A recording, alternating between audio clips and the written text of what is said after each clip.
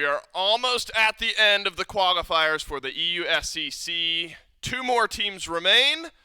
1 more spot in the EUSCC on the line. 1 more best of 3 to determine if it's the Oogie Bogeys or JUSTF6 making their way into the EUSCC. Competitive Smite already today. This one looks very close as well. Trelly Rayleigh joins me on the desk. Trelly, we have had more 3-game sets in one day.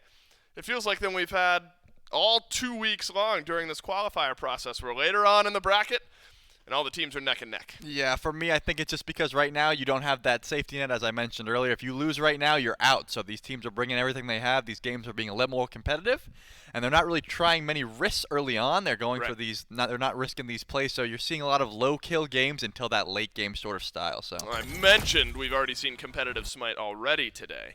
And we've really seen competitive Smite this week. Sort of some expected wins up top between Bisco, Copyright, Belt Slap, and Winter Frogs. All of those, the top half of this graphic, all qualifier games. And then we've had some non-qualifier games, pieced in with knockout games, all that sort of stuff here today. Zinedine Zidane, back-to-back 3-game sets for them today. And JUSTF6, after a very convincing win over Peace and Love, will head off our final game of this bracket. Bottom right-hand corner is the only game left unplayed, and 1 more team remains. Let's talk about Trelly, the team that we haven't seen yet today. That's the Oogie Bogeys. This is Ogre Burr, I think is what we agreed on. Oogie Bree, maybe. Oogie Bree, well, yeah. Depending on the moment, right? I'm exactly. gonna let it come to me in the moment. Phantomu, Winnie the Pooh 7, Jockin, and then Christopher Robin 7. You can't have one without the other. A team with some new talent, not a lot of data on this roster except for matches we've seen already in the EUSCC, and now 1 set away from moving on into the EUSCC officially. And I think they stand a very tall task today up against JUSTF6. They're going to have to bring their A game. Yeah, honestly, if you asked me right after their set against Team Bisco, I would say, yeah, they've got a pretty good shot. Honestly, JUSTF6 looks a little shaky, but after their set earlier today, it seems like they really ironed out those kinks, and they're looking very solid. So Oogie Bogeys definitely looking very solid in their own right, of course. Right. Obviously, we've seen these highlight reels of them today. Phantomu specifically, for me, standing out in the jungle, looks very decent on those pick. The Bastet specifically, again, the highlight that I was seeing, he was doing a lot of getting very active early, and that's what we want to see from these junglers. Specifically, Masskill was doing the same sort of thing, so 2 very aggressive early junglers going to be going head-to-head here. Yeah, Phantomu has this Thor in the back pocket. This is something in just some of the individual sets that we've seen prioritized against this Oogie Bogeys team. I think Phantomu specifically just has a Thor, and I guess that's something in picks and bans that teams will have to be aware of. JUSTF6, the opponents of this Oogie Bogeys team. And JUSTF6 have become like a storied SEC team over in EU, a roster that has stuck together, plenty of ups, plenty of downs over last year in the EU SEC. They were kind of firmly this middle-of-the-table team. Sets they lost often went 3 games. Couldn't ever really make it fully over the hump. And then at the SPL play-ins tournament, actually put on a couple of good performances. But this JUSTF6 team now really riding the chemistry, and it feels like Trelly, we have seen the good and the bad of JUSTF6 over the course of these last couple of weeks, whether it was the first round of this SEC play-ins or today we saw some of their best up against Peace and Love. Admittedly, it's a hard team to figure out because you don't know what JUSTF6 team you're going to be getting on any given day. That's a fair point. I think it really depends on if they show up, if they bring their A game here. And when they do, they looked really unstoppable. I mean, JUSTF6 was the team name, and they made them F6, but they also made themselves F6 a few times. The pun is not lost on us, of course. So it really just depends on if they decide to show up. And for me, like I was just saying earlier, this is not to toot Masskill's horn, but when he does show up like this, he was able to command the whole map, get his whole team ahead. But in that game against Peace and Love, where he didn't get off to a good start, Toddy was able to anchor the team down until late game. That's where they were able to win there. So they do have some heavy hitters here, of course. And as long as their whole team gets online, they're able to execute. Their team fight presence was pretty insane. And I don't want to throw out the what ifs just yet, but I mean this would be brutal for JUSTF6 if they don't qualify in to the EUSCC. I still like their chances going into this matchup, JUSTF6. But over the course of the last year, I mean, it's been a roster that has decided to stick together, to work on things, to iron out their issues, realizing that there's a lot of potential in this team. And you know, you get a chance at the SPL. There were definitely favorites in that tournament. Fall a little bit short. Like the SEC has got to work out, I think, in the minds of JUSTF6 and for this roster and their goals in the future. But Oogie Bogeys, not a team that are going to go down quietly. Oogie Bogeys have a very, very good shot at qualifying in to the EU SEC. And so, our fourth and final set of the day, maybe the most important of the last couple of weeks so far. One more spot in the EU SEC here in Season 9 of the SPL. We're going to start things off with picks and bans for game number 1. Oogie Bogeys in the first pick spot. JUSTF6 in the second pick spot. I think you're talking about some niche picks and bans here, Trelly. I mean, Thor comes to mind against Phantomu. That's something that we've seen prioritized a little bit against Oogie Bogeys. But when you're going into game number 1 in a set like this, high potential, high octane, you know, maybe there's some niche bans in the last couple. But I think you really got to focus on the state of the meta at the moment and just trying to set your own play style up as best you can. Yeah, I got to agree with you. Right now, it is game 1. If you lose, you're out, but you have this first game, which is kind of your only little wiggle room here. So at this point, I don't think you target those target bans out. Right now, Fenrir pretty much on everyone's ban list right now, especially in that support role where he just has so much pressure. Bastet, as we just saw, I was about to mention that one as well, should be also on top, or at least on the radar right now for how much pressure she brings. Both of these jungles can pilot it very well, as we've seen. So I think they're perfectly on the mark there. But this is an interesting one for me. First picking the Khepri. Lots of counters still available right now in those executes, counting the Scarab's Blessing. So, honestly, a surprise for me, but I guess they just really want to get this safe support locked in for their duo lane. I'm actually surprised with how well Khepri's performed. In 5 games so far picked in the last couple of weeks of the EU portion of the SEC qualifiers, 5-0 is Khepri. 100% win rate in the EU SEC qualifiers so far. Not that I think Khepri's bad, but with 5 games, all of them wins. A little surprising to me, to be honest. But Khepri's strong. Medusa also strong. I mean, I think like an ideal dual lane draft right now is you get Khepri and Medusa. That's I guess what people are starting to think about nowadays. Maybe Bacchus, because Bacchus takes a ban. No question, though, that Medusa and Izanami have been the 2 hunters that are looked at most often here in the draft, and so JUSTF6 are going to grab that. Thoth, though, Trelly, also seen 5 games played. Heavy ban priority, though, at 71%. Yeah, Thoth brings a lot right now. The range is a little bit absurd on that character, the double flat pen meta. With his built-in flat pen in his passive, suits him very well. I'm more concerned about the Circuit they're hovering right here. Obviously, their support is already locked in. They're not going to be flexing this. This is going to be locked in the jungle. Yeah. For me, taking it away from Maskill, I don't even know if Antumo really wanted to play it that much. At this point, he can because it brings so much to the table. But Maskill, again, when he did show up, 8-0, I believe 7-1. Either way, a very high kill percentage on this character. He was popping off early game, setting up so much, and it would have made their lives pretty rough, especially on the Thoth specifically. So just taking that away, making sure they can't get the Circuit, I think that was a smart call. I'm curious your take on the Khebrakan right now. 7 games played, 25% pick rate, 25% ban rate. So exactly half the time we're seeing Khebrakan get picked here in the USCC qualifiers. But then like a 25% win rate as well. We're just not seeing the success out of the 6 or 7 games that Khebrakan has been picked up. In your mind, is that a God issue, or do you think maybe the teams that are picking Khebrakan are losing more often anyway, things like that? There's obviously some nuance to the question. But are you surprised with the continued return of Khebrakan despite not necessarily seeing those returns? For me, this Khebrakan sort of fills the role that Bacchus does, where if you do get ahead, you get crazy pressure in lane, you can kind of W key freely, you don't have to really hold on to your escape in his one, which also gives him a little bit of movement speed and stuff like that. So when you're ahead, he looks great. But when you get behind, Khebrakan can be punished very easily, has no form of CC immunity, so he kind of just gets punished in that regard. Him and Bacchus go hand in hand for that for me. So if you do get ahead, everyone thinks, oh, this pick is so solid, but Khebrakan has been getting a little bit out-pressured recently, so that's what's happening for me. JUSTF6, a team that loves to play around that style of pressure, and Khebrakan fits nicely into the JUSTF6 draft. Heimdall plus Chalk to end things off here. Heimdall not that surprising when Medusa and Izanami have both been taken away.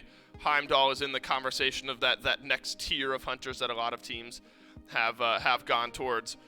Chalk, though, Trelly admittedly still pretty intriguing to me. We have seen an increase in play, I would say, in the first round of both North America and EU in the SEC. Didn't see much in those first couple of games, but as we've gone on these last couple of weeks, Chalk has seen an increase in play. Do you think Chalk fills the needs of this Oogie Bogeys draft with the 5th and final pick? Right now they have a lot of single target damage in the Cirquette and the Heimdall. They really just want to be hitting one person at a time. Thoth has crazy AoE, but Khepri as well. I think they needed a huge team fight AoE ultimate. Chalk does have that right now. Right. His lane matchup against the Osiris is a bit questionable. Obviously going to have a little bit of a rough time with the 100% anti-heal with Lord of the Afterlife. But with the team fight itself, I think Chalk can help this roster out in that sense. Oogie Bogeys versus JUSTF6, game number 1.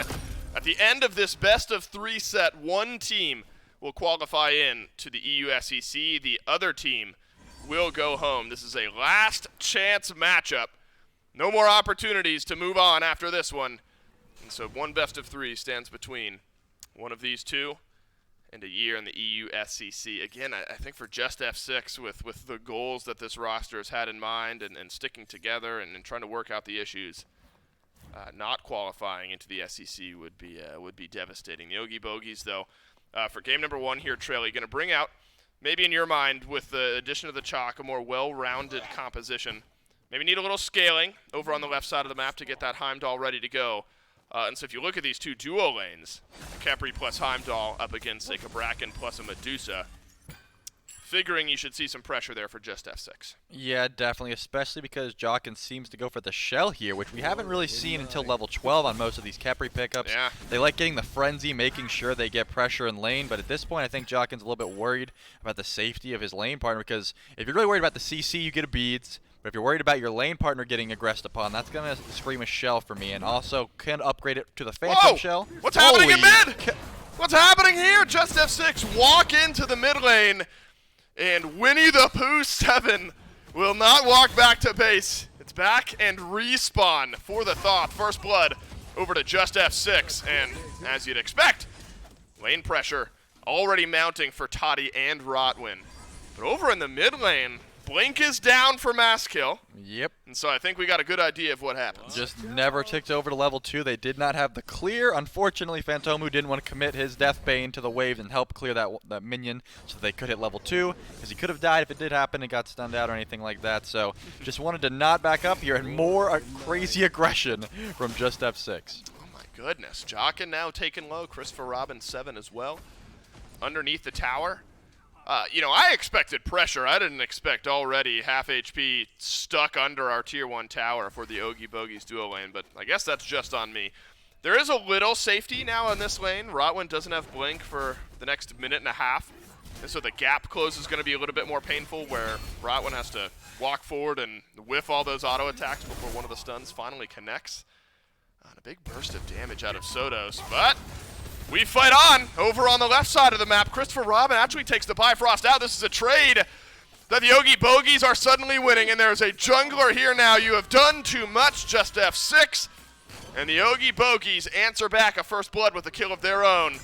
Maskill's got something else in mind, though. Gets the slow onto Jockin, and that is where the kill is got to be in this lane. But it's not clean enough. Phantomu double kill. 1 for 1 on left. 2 for 1 if you count the initial kill onto Toddy. Both of these junglers do have 2 kills under their belt now, but I think the difference is that First Blood is going to give Maskill a little bit of a buff there. We'll be able to get a little bit more gold online. Level 5, a huge spike for him. I do just want to mention, because I kind of fumbled my words a little bit there, of course, Jockin is getting that shell, probably upgrading for the Phantom Shell to immune those Cabrakan walls, because right now your carries are getting stuck in that cage. So a smart pickup, at least for right now. It's just going to be a little bit of health buff, but late game, can get you through those walls and it'll be a good old time. Yeah, that's a good point. With the lockdown of Rotwin's walls, even just half a second, even though a couple of them can break somewhat easily with attack speed scaling, things like that later on in the game, just that half second of pause often sets up for kills when a team is coordinated enough, and we know that JUSTF6 is coordinated enough. So how does all of this translate? Despite early pressure, it's the 1 level lead for Christopher Robin. Might be half a level depending on where that wave stands, and that is good chunk damage from Winnie the Pooh. If that final judgment was on, Sodos might have to be just a little bit concerned, but Sodos will calmly head back. 1 assist under the belt. Fantomu lurking on left. Purple buff has not respawned. There is a ward right by that Harpy, so Fantomu would be spotted out. But Maskill is here as well, and Maskill has ultimate. There's an advantage in this fight for JUSTF6, and it pays off. Killing spree for Maskill as the Nemo dropped on the head of Jockin, and no Scarab's Blessing, no chance to live. Yeah, I mean, Fantomu's still level 4, doesn't tick over to level 5. No ultimates available except for Mass Kill. Of course, when your jungler rotates over, that's just going to help you out a ton. But without the ultimate, you're really going to need some backup there. So Fantomu, a little early on the gank. Obviously, Mass Kill sort of just has his number right now, following him around wherever he tries to make a gank. Christopher Robin gonna have to use the beads and teleport out there. Bifrost is gonna be on a cooldown for a little bit longer. That's right. Toddy at level 4 didn't have ultimate to send Christopher Robin's way. That was important, I think, for Rotwin and Toddy to get back, because despite all of the early lane pressure, there's a slight edge over to Christopher Robin in this lane. Again, about a half-level lead is where the Heimdall stands. And still carries that 1-level lead into this immediate moment. So there's a tiny, tiny window where the XP is there for Christopher Robin, and that window is now closed as Toddy has gotten petrified. 1.5k gold, though, for JUSTF6. Yep. Experience there in a similar manner as well. Mid lane and jungle both feeling good, but also in the solo lane, Listimix has had a just fine time in that lane. Saw some solo blue buff invades just a second ago. And so these small leads, Trelly, starting to build up for JUSTF6, really from mid on over to the right side of the map. Yeah, I mean, this is kind of exactly what you want if you are a Chalk. You want your jungle to be just fighting everywhere over in duo. You don't want to have to worry about any ganks. As long as you have tabs on Fantomu, the Circuit that can just, you know, come over here and help you out if you need it. As long as everything is on par with that, you just never have to really worry about getting ganked as long as, you know, you're just sitting there farming up. So this is a picture-perfect situation for a solo laner. Listimix can just get ahead, get all the farm he needs here. Facing a Runeforged Chalk, which means you're pretty much just going to beat him up as much as you can. Doesn't really have any defense. Right. Has crazy poke, but I just don't think Oogie Bogeys has any sort of kill potential right now against this Osiris, who already has a bit of a lead. And because there's that Runeforged, Trelly, you might imagine there is some kill pressure against Oogie Bogeys, depending on where Maskill chooses to go on the map. I mean, that Nemel shreds those protections and helps set up against the tankier targets. Saw it against Jockin in lane a moment ago. Oogie Bogeys got to be careful, especially when Maskill completed Jotun's 2 tiers into the next mace. There's a decent chunk of gold in the back pocket of Maskill that Fantomu just does not have. Rotwin charging up the stun. And Troy, I'm not sure this is a character that looks more goofy missing auto attacks than what about missing ults? Yeah, missing ults, maybe also the Cabrakan. Yep, I think. So a forgettable trip to the mid lane for Rotwin for the time being. Yeah, let's just short memory. That never happened. I definitely had both the stuns and the ult. That's what I'm telling the team right now. They just didn't follow up. Oh well, it doesn't really matter at this point. I don't think there was too much kill potential anyway. They did have the Scarab's Blessing if needed, so they're just going to dial that one back. Look back over to the farm game. Too bad for Rotwin, couldn't find the ult there. Yeah, unlucky.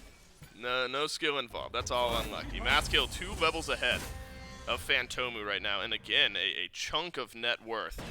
I'm looking for this Circuit on the gold charts, and I have to keep going down. It's about a 1,000 gold lead. Maybe call it 800, 900 for Maskill. And so if JUSTF6 can play around their jungler right now, that is a massive advantage. Ultimate gets dropped onto Jockin, but there's not much follow-up on the other end. There's the damage rolling on through. Scarab's Blessing will put Jockin right back in place. Christopher Robin swinging from the back line, but Rotwin has got the escort out. Oogie Bogeys doesn't care, though, so there is a return kill here, and a massive knock-up and silence out of the Chalk on the rotation over. Soto's got a kill earlier in this fight, but he will die by the end, and somehow this one ends 2 for 2. Oogie Bogeys, huge heads-up play teleporting to that mid tower over the right tower. Sure, you do miss a wave, and now Listimix is stealing all your jungle farm, but if Oogie Bogeys doesn't come over, there's no way that fight goes anywhere for the Oogie Bogeys. So making sure that he can at least pick up 1 kill, help with the 2nd kill, I think that was a huge rotation from your solo laner, who in turn is already behind, but at this point, if the whole team gets behind, that just spells curtain. So making sure to keep his team at least help out a little bit for that fight was a huge rotation from him. Fantomu thinking about a gank here, but Toddy just too quick, will slither away. There's a window there for Fantomu. Toddy didn't have ult, doesn't have ult, still doesn't have beads as well, and so had a couple of those connected. The taunts back in. Toddy might have been in a difficult spot, but the pressure, I think, still lands in a similar place here for JUSTF6. Trelly, mass kill off to a 4-0-1 start, and I already mentioned a pretty hefty gold lead over Fantomu. But Fantomu, nothing to scoff at either. 3-0-1.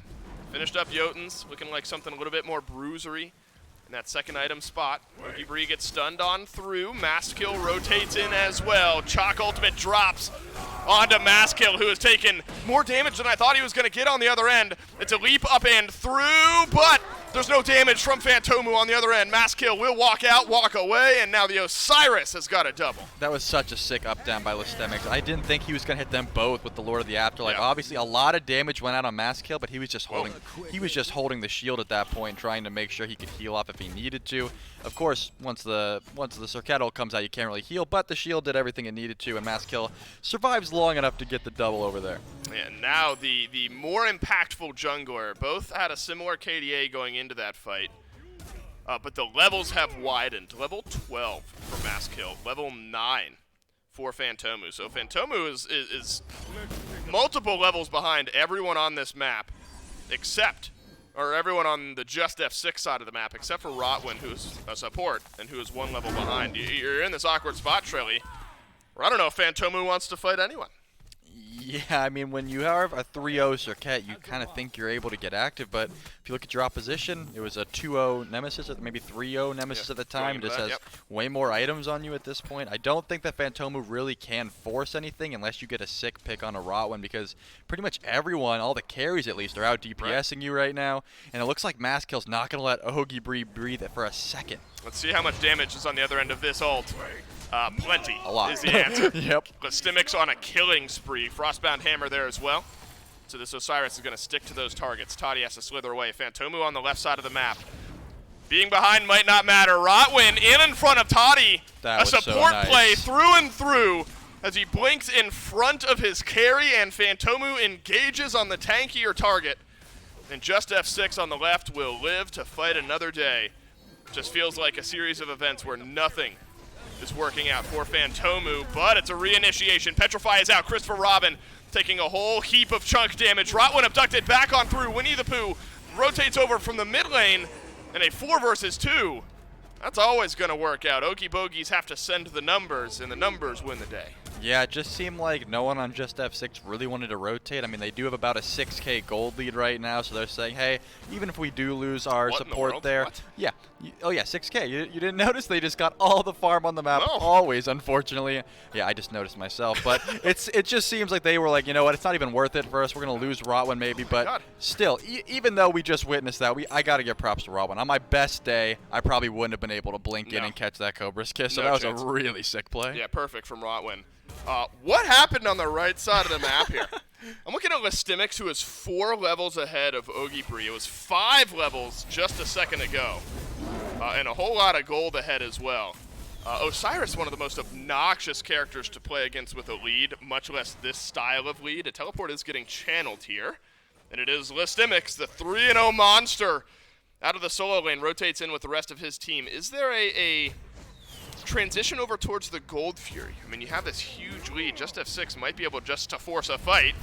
And yeah, it's going to be on to Jockin. Scarab's Blessing just delays things further. There's disengage, though, from Oogie Bogeys. And now the rest of the Oogie Bogeys can follow on up. Winnie the Pooh from range grabs the kill on a Rotwin, so it's JUSTF6 that lose the first member of the fight.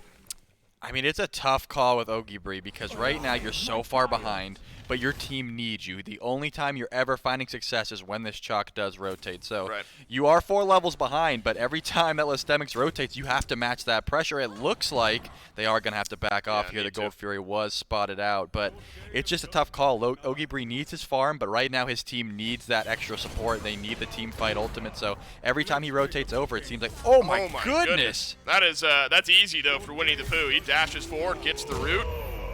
Now Maskill, that's a massive shutdown for the mid laner of the Oogie Bogeys. Beads get used by Sotos, rooted in place. Rotwin again in, though, to play separator, and there's no rotation behind these 3 members of the Oogie Bogeys right now. Big shutdown goes over to Winnie the Pooh, and Winnie the Pooh needed that, right? 2 levels down right now. Sotos has just been farming on up on the map. You get a little bit of breathing room with that shutdown.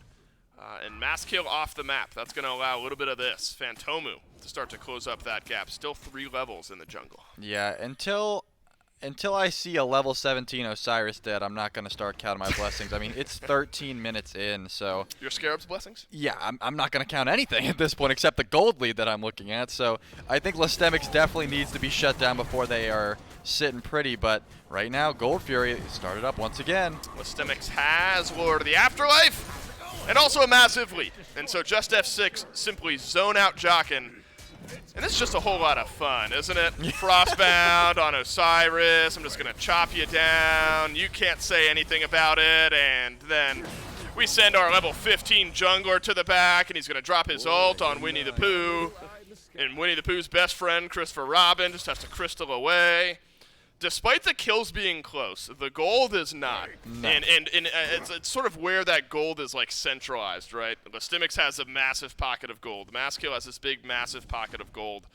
It is now 2,000 gold ahead is what Maskill is over Phantomu. 2,000 gold ahead is what Lystemix is over Oogie Bogeys.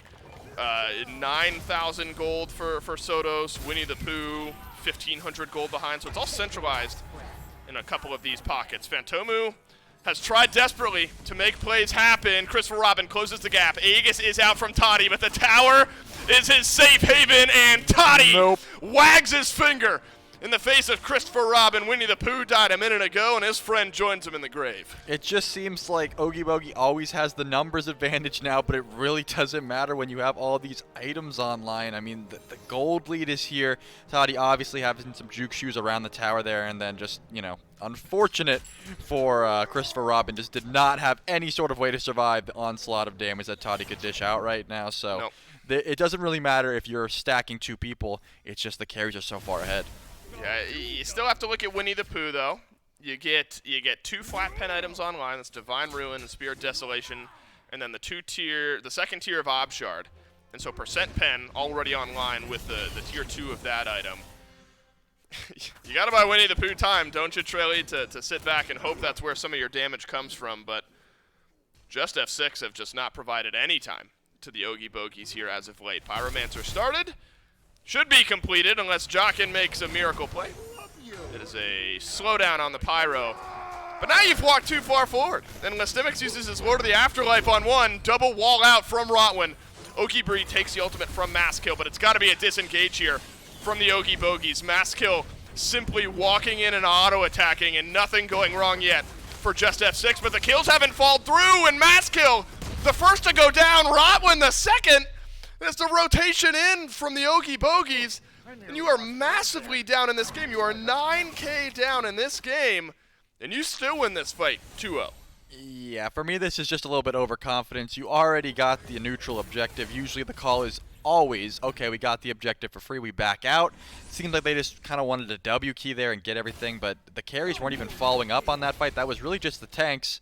I mean, that was just Maskill and Rotwin, and then obviously Lystemix dove in and then said, hey guys, I'm going to leave you out to dry here. Right. So just don't fight after the neutral objective. You have a massive lead. You don't really need to give Oogie Bogeys any avenues back into this game, but in their own right, they did find the picks there, and they were aggressed upon and were able to defend pretty quickly. So Oogie Bogeys, despite this massive lead we're seeing, are still able to team fight when JUSTF6 doesn't group properly. That's so difficult, though, for JUSTF6. That's a big mental change, I think.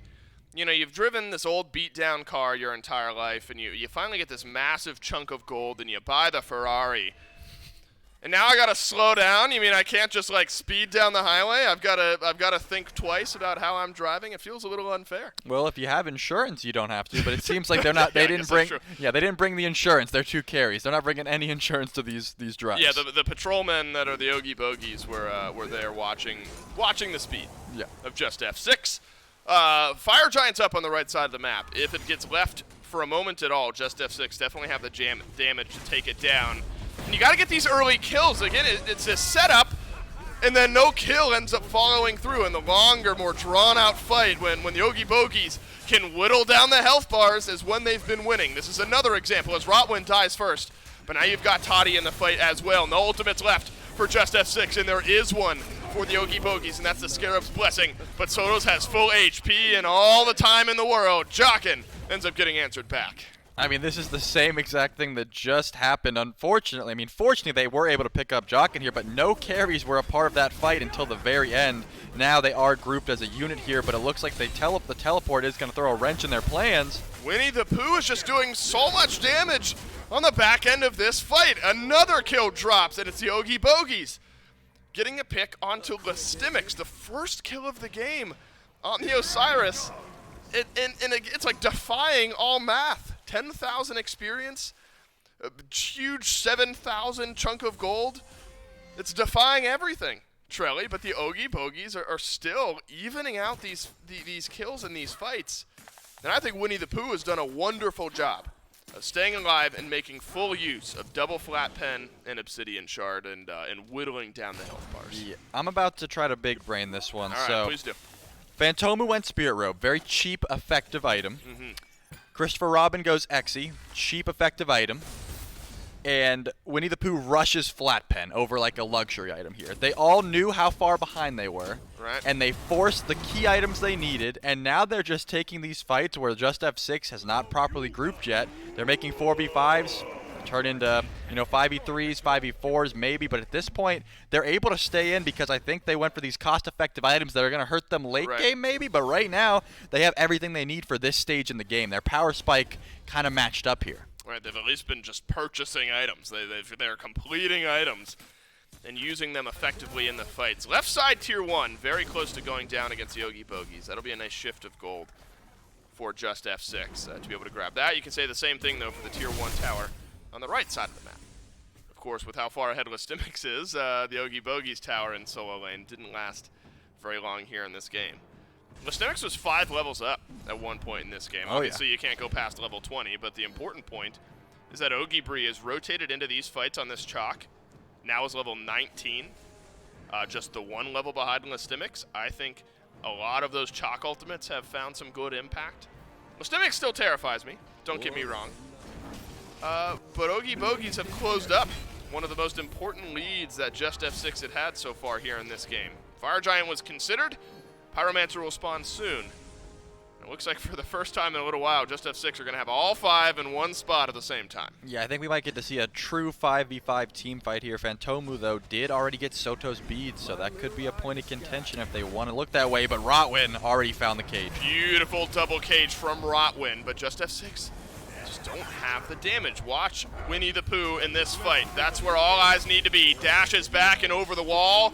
Sends a final judgment right down Main Street, but doesn't hit enough damage to finish off the kills just yet. Jockin is already dead, had Scarab's Blessing available, did not get used. JUSTF6 only find the 1 pick as Oogie Bogeys keep the priority members alive.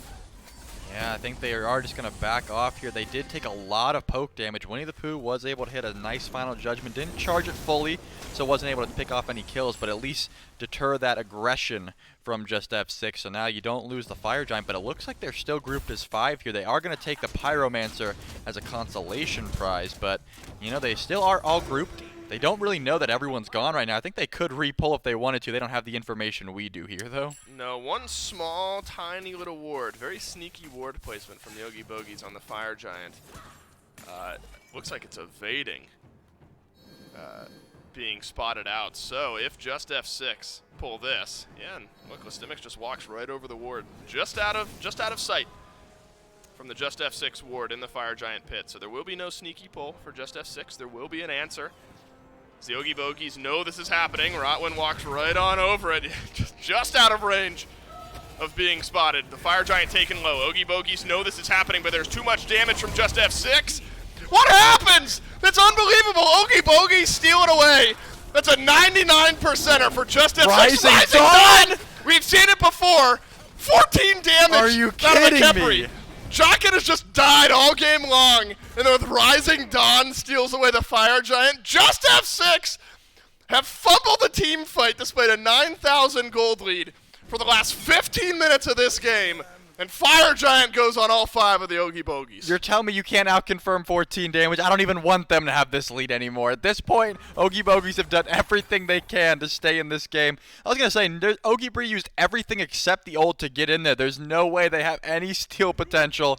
And freaking Khepri 2 is what steals that away. That's insane. What? God, there was one like wildly famous Khepri steal in some SPL event at some point. It looked eerily similar to this. That's it. That is it. Tick of damage. Yeah, it's not the final judgment, right? It's not the range of Winnie the Pooh. No, it's the 14 damage from Khepri, and now there's going to be another kill. That one drops onto mass kill. Yeah, ignore the 7,000 gold that JUSTF6 are ahead on the scoreboard. Oogie Bogeys are in control of this game, and it was sort of this bend, don't break mentality, I feel like, around the Fire Giant fights on the right side of the map. Oogie Bogeys, you know, they lose a guy here, lose a team member there. Always answering back, though. JUSTF6, Trellia, I don't think we're ever able to fully capitalize on the massive gold lead they had built. No, I honestly, like I was saying, it seemed like they were going for some ego plays. They knew they were so far ahead. So like, you don't have to group, you don't have to rotate. But here, it is biting them. Where I mean, they're messing up here. Clearly, they have thrown their lead almost entirely. Once all of these towers do go down, they're going to be all but caught up at this point. Oogie Bogeys have stayed in this game long enough to where they can equalize the playing field, and when they are on an even playing field, I feel like they're going to dominate this game. Yeah, big upswing of gold and experience.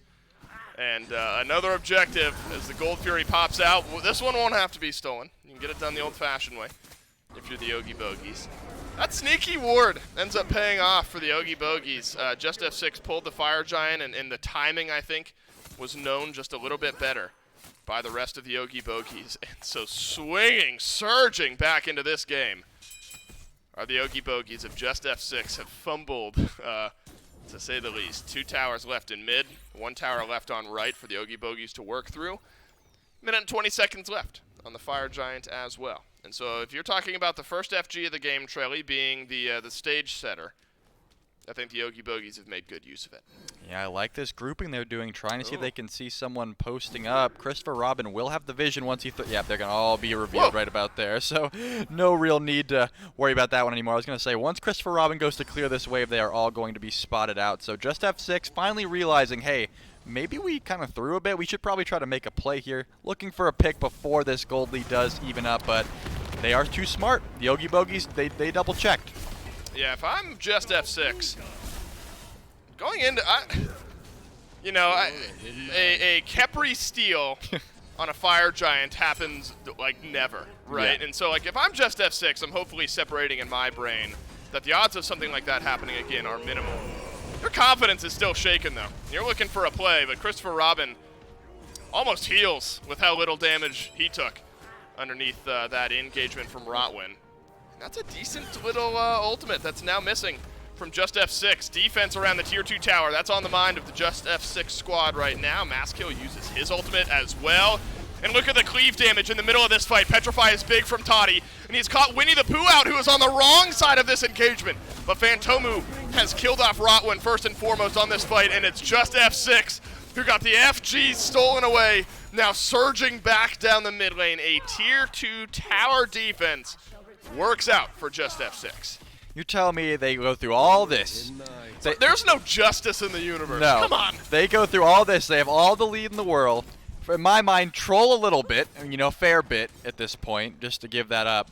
And now they're just going to take a relatively even fight and then just win it and run it down mid. Right. Why have we been doing this the entire game, Trelly? I'm trying to figure out the same thing, but hey, at the very least, they aren't going to get that Phoenix. They're going to have to go for another Fire Giant, so Oogie Bogeys have another chance. I think Jocka needs to get that 2-key locked and loaded and ready to show up at this next one, because this game is all but over right now. JUSTF6 are going to be given the stare of doom at Jockin across the Fire Giant pit once these two teams do end up meeting in the middle. Winnie the Pooh was on the wrong side of that fight for really the first time this game, it feels like, where Toddy was able to dash in and cripple down the Thoth. Thoth had to use both of the actives at the same time. You can see how in sync the Beads and the Aegis are. Say the same for Christopher Robin. Whereas both carries for JUSTF6 maintained their relics. You kind of get a mindset where some positioning issues made life more difficult for Oogie Bogeys than it really needed to be. Pyromancer, taken by JUSTF6. 2 minutes away from Enhanced Fire Giant. And with how important this fight is, Trelly, there's a world where we dance around the FG for a couple of minutes. Yeah, I would say you start putting as much damage as you can into this Khepri. You do not want him standing anywhere near this Fire Giant right now. But Phantomu is getting aggressive, just looking to see, maybe pull some relics here, find some engage. But Lystemix is looking to engage. Lystemix has lost half of his health, and that's brought to you by Winnie the Pooh. Over the wall, all of that damage from the Thoth connects. Phantomu unable to finish off the kill. Beads get used there, and Rotwin separates out the back end of this fight by dropping the Cabrakan ultimate on the disengage. And look at the ultimates used on the right side of your screen. Masskill has his. That's it. Oogie Bogeys maintain everything, and the Oogie Bogeys will now pull out the Fire Giant. Looks like playing a little extra cautious. Yeah, once they saw Lystemix get that full teleport off, they had to back off. Phantomu is still clearing a huge wave in mid. Uh-oh, here's a fight, and it's Winnie the Pooh who gets jumped on. Final Judgment and dash away. Masskill, though, can't finish the kill. And Winnie the Pooh lives on, but Lystemix has something else in mind. Chops down the the backliner. Oogie Bree does answer back onto Rotwin. Masskill is missing, but both of the carries for Oogie Bogeys are in the grave. But Oogie Bree continues the onslaught. Double kill on the chalk. Lystemix and Sotos, the last two alive. Oogie Bogeys, numbers-wise, ahead of this fight so far. But with the tethers out, Lystemix can walk forward. The solo laners, massive in this engagement. And now the onslaught can begin.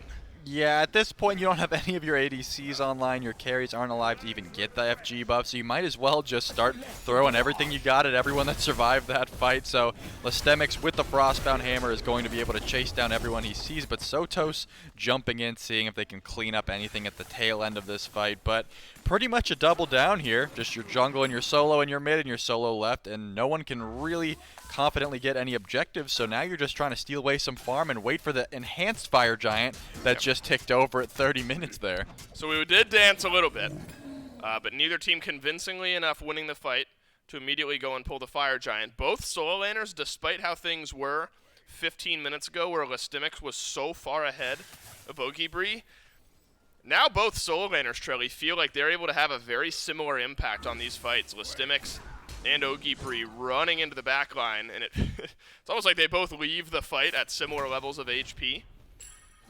And so it's self-disengage, it's self-peel that we've seen a lot of from both of the carries to just keep themselves alive. And Winnie the Pooh has just been a nuisance. Died a bunch, but gotten his damage off. Another fight sparking out around the Fire Giant. Oogie Bree taken down to half HP. This is the most damage we've seen on the chalk in a minute, but there is some sustain baked into that kit. Looks like Oogie Bogeys playing a little bit more defensively now. Not a fight they want to take. Jockin has Scarab's Blessing. It will find its value as the Oogie Bogeys able to disengage. This looks like the first fight where JUSTF6 actually has a pretty handsome lead here. The HP bars specifically and the ultimates, there are a bunch available on Oogie Bogeys, but that Scarab's Blessing is a big one to have down. Still, though, not too confident to pull this enhanced Fire Giant. No, not just yet. Few ultimates down. Relics, though, important. All carries have all their relics. No blink, though, for Rotwin. Could be difficult for this Cabrakan to walk into the range damage that Winnie the Pooh and Christopher Robin are going to be thrown at. Watch out, Oogie Bree around the backside of this wall. Fire Giant taken by JUSTF6 this time, but Oogie Bree made things interesting. He's just not going down. He's too tanky. Lives on too long. Christopher Robin does the last bit of damage, and it's Rotwin for the 9th time this game dying off. Oogie Bree avoids the Lord of the Afterlife. Lystemix goes down for the rampage. Christopher Robin's got a double kill. His friend Winnie the Pooh walks forward. There's no final judgment to finish the kill on a Toddy, and it is only the carries of JUSTF6. They have one FG, Trilly, but at what cost? They have the enhanced Fire Giant on the two that matter, but are they The going game, to maybe? live long enough to get the use of it? I'm not sure. They are obviously going to run down and get this mid Phoenix at the very least, and I think they're going to go for the left Phoenix. They do have minions. I think they could try to go for the end here. We have Rotwin in 13 seconds. It looks like they are just going to have to go for this Phoenix and back off. We'll see what the call is. 25 seconds doesn't look like a long time, but when you see how much damage this Phoenix is about to take, 25 seconds could feel like forever. Left side bird, missing. Taken down by the Oogie Bogeys on left, and yes, now the death timer's low enough. Lystemix and Masskill would have been coming up as the Titan was under siege. The Oogie Bogeys make the call. Head on over to the left Phoenix, take it down, and back themselves away. Sotos plus Toddy maintain the 2 FG buffs for JUSTF6. These next couple of minutes are going to be pretty telling, Trelly. I mean, 3.5 minutes till the Fire Giant respawns. Both teams might be content to just start to set up some vision and could be going one more on the FG. Yeah, if I'm JUSTF6 here, I mean, you still do have it on Toddy, which is pretty much the most important in my mind, where Toddy is just going to be absolutely shredding everything he gets near. But you do have a Phoenix down right now. If you are going to run it down left side, you do run the risk of pushing into the fire minions, and that could pose a problem because you didn't really win the last fight you just had. I don't know. JUSTF6 still not confident with pushing this, but they are going to group up. Yeah, I wonder where the pressure from JUSTF6 rolls here, because if the damage connects from both of these carries, I would say that's where the fight can be won, but Oogie Bogeys has just lived through so much, so many times.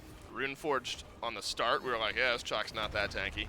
It's been anything but here as of late. Weird funneling of positioning, Listimics being absolutely decimated, and it's Phantomu on the killing spree. Now Frenzy gets used, but it's a disengage from JUSTF6. Root is good from Jockin. Rotwin has died 9 times this game. A taunt on through, but a Petrify is nice from Toddy. Winnie the Pooh is at full HP, but there's no final judgment yet again. That's used earlier on in this fight. 1 for none. Listimics goes down. 45 seconds on your Osiris if you're JUSTF6. I know that we've already been praising Winnie the Pooh as an aggressive blink from Phantomu here, because Oogie Bogeys got the wraparound. Where's the ultimate? He needs it. He's 3/4 of the way to having his ultimate back, but Oogie Bogeys, maybe he doesn't. He is chopping away at Toddy. Rotwin will now be jumped on. Oogie Bogeys gets the ultimate back, and it ends up connecting onto one. JUSTF6 are enveloped by the Oogie Bogeys.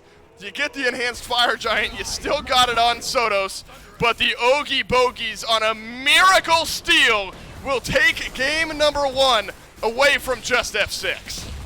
I mean, Winnie the Pooh just went absolutely ham on this Thoth pick once he got online. That just, I mean, he had they had pressure on him, right? This Thoth pick was not uncontested, which is usually how you stop him, just get some big carries on him, but he was able to hit so many clutch ultimates through the fray, and it was just insane. Yeah. The comebacks from the Oogie Bogeys you don't see that in a movie. No, you don't. I mean, the Khepri steal on the Fire Giant, something I've maybe seen one other time in all of the competitive years of Smite, does not happen frequently, and this one just happens to be wildly impactful given the game state at the moment.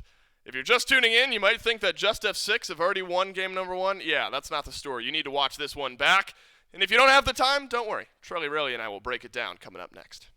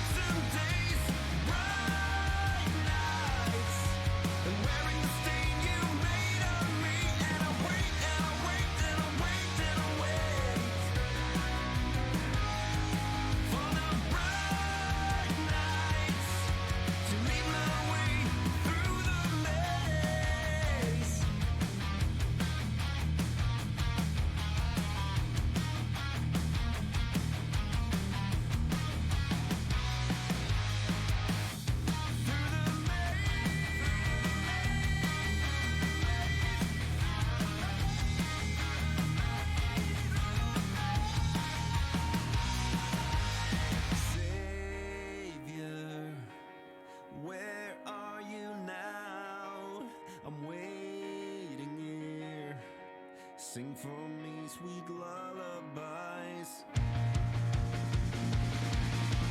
Bright nights, I'm everlasting darksome days. Bright nights, I'm wearing the stain you made on me. And I wait, and I wait, and I wait, and I wait for the bright nights to lead my way through the maze.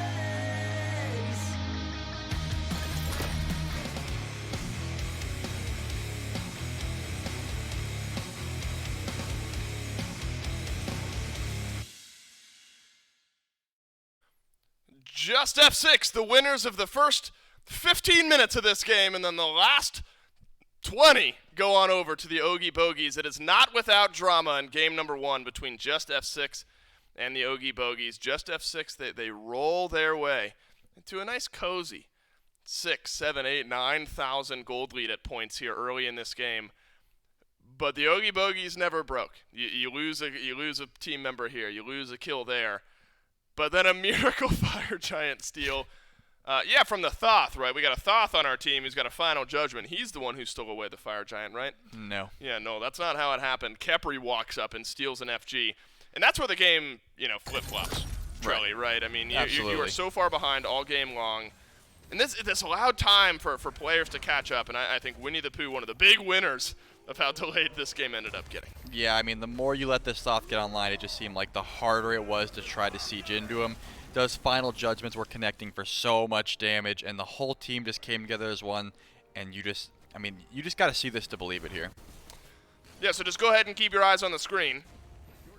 That is like the least dramatic fire giant steal you may ever see. He just drops the dot on the FG and then just kind of continues on with his day. Oh, yeah, and then I just happened to get the FG. That's the sort of play that you don't even realize it happened. You're just like, oh, wait, how did we get that? Pops like, up on your screen. Like, Oogie Bree, did you steal it with? And he's like, no, I didn't steal it. Did you steal it? And then you just realize what had happened. You're like, oh, my goodness, we have to win now. Right, it was you, Winnie the Pooh, right? And Jockin's just sitting in the back laughing. No, it was definitely the Khepri. And really, even outside of the individual fire giant steal moment where this game is really brought back, I think the Oogie Bogeys, just as a team, deserve so much credit, Trelly, because I think where JUSTF6 were winning so much of the momentum battle early in this game, Oogie Bogeys were able to shut down Rotwin 0, 10, and 8 on a Cabrakan. Mitigated effectiveness, to say the least. And you're giving your characters time to scale up into this game, 36,000 damage by the end of it on the Thoth. And so, Trelly, I think Oogie Bogeys, just as a squad, deserve a lot of credit here in game number 1. You're looking at that massive gold lead for JUSTF6. There would have been no shame if you ended up losing game 1. But the way that they fought was effective. Yeah, I think at that point, it's very hard to stick together as a team and just say, guys, we're down, but we're not out. Let's group up. Let's look for these sort of things. But they were able to find picks. They were able to find objectives. They were able to stick together and just climb their way back from an insane goal deficit. So very excited to see what they decide to do here in game number 2. Really felt like a tale of two games for JUSTF6 and both Oogie Bogeys in game 1. Game 2, if it has half the drama as game 1 did, we're in for an absolute treat. JUSTF6 will be in first pick here for picks and bans of game number 2. So in game 1, Trelly, going into game 1, you're able to ban out almost according to the tier list, more general bans. You set your own play style up going into that game, and then you make adjustments mid-set. Did anything stand out enough to you in game 1 where you're feeling like, all right, we've got to make a mid-set adjustment and take this away? Yeah, what just got banned right there from JUSTF6 took the words out of my mouth. They were too quick on it. Usually, right, if you let this Thoth pick through, you pick some aggression, you sit on top of them, you can't get that DPS off. They had aggression, they had a lead, they had items, and Winnie the Pooh still popped off. It's time to admit, hey, we don't want to fight this Thoth anymore, and I think banning it, no shame in that, because right now it looked like that game looked like Winnie the Pooh was unstoppable on that pick. Obviously, having your tanks be able to help you out and peel helps a ton, but they just couldn't siege into it. I do want to say, and this is a total side note, saying things like Winnie the Pooh guns down Rotwin still feels a little weird to me. You know, just saying that, as an avid reader and lover of Winnie the Pooh and all those stories growing up, still feels a little strange. But happened a whole lot in game 1. I didn't have much of a choice with the way the mid laner was playing. Bologna left open, and Bologna is going to get picked. Sorket immediately over to the Oogie Bogeys side. Excuse me. And I think you look at a tale of two games, Trilly. It was definitely that for Phantomu on the Sorket. Right. Early game, there were kills, Yep. but fell like 3 levels behind. Like just fell so far behind on the Sorket pick. But by the end of the game, much more effective. Yeah, that doesn't even feel like the same game now that you're bringing it up because it just looks so Right. different. But we were just talking about Phantomu. Did find some success, but was just so far behind Masskill. Couldn't find any sort of kills after that. Was just kind of, dead in the waters in a CC bot. But the pick ended up working out very well. He was able to finish off some key targets late game. So I'm thinking if they're able to get to that point again, then yeah, they're feeling pretty good about it. Just lock that one in. Hachiman has been a popular answer in that Hunter conversation. No Iza, banned out by JUSTF6. No Medusa, picked by the Oogie Bogeys. Where do you go next? 5 picks so far for the Hachiman, 60 or so % win rate. So just over half the time we're seeing this Hachiman find its effectiveness. Both carries for JUSTF6 are confirmed here, Trelly. Do you like the backline pairing of an Agni and a Hachiman? Yeah, right now Agni for me is very similar to Thoth in the sense of uses the flat pen meta very well. Pretty easy to get to if you don't have great peel, no CC immune ultimate, and crazy burst damage and range. So all sort of ticking those boxes for me. If Winnie the Pooh is half as good, or sorry, that's on the other team. So in this case, you want that excess range to not let Winnie the Pooh hard carry in the mid lane specifically. Right. So I am just Moja. keeping him Do at not bay forget. there. So yeah, it ticks the boxes for me. We'll say if Sotos is half as good Right. as Winnie the Pooh was, Yeah. you're in for a treat if you're just F6 out of the mid lane. Yamoja, haven't seen this picked in a couple of games here. The priority a little bit lower than some of the other supports in the meta at the moment, but a strong pick still. Always surprising. You always get these games where Yamoja's like 8th, 9th, 10th pick, and you're like, oh yeah, Yamoja's in the game, and then Yamoja pops off. And you're like, why is Yamoja still falling down to 8th, 9th, 10th pick? So that's what Oogie Bogeys will hope happens here in game number 2.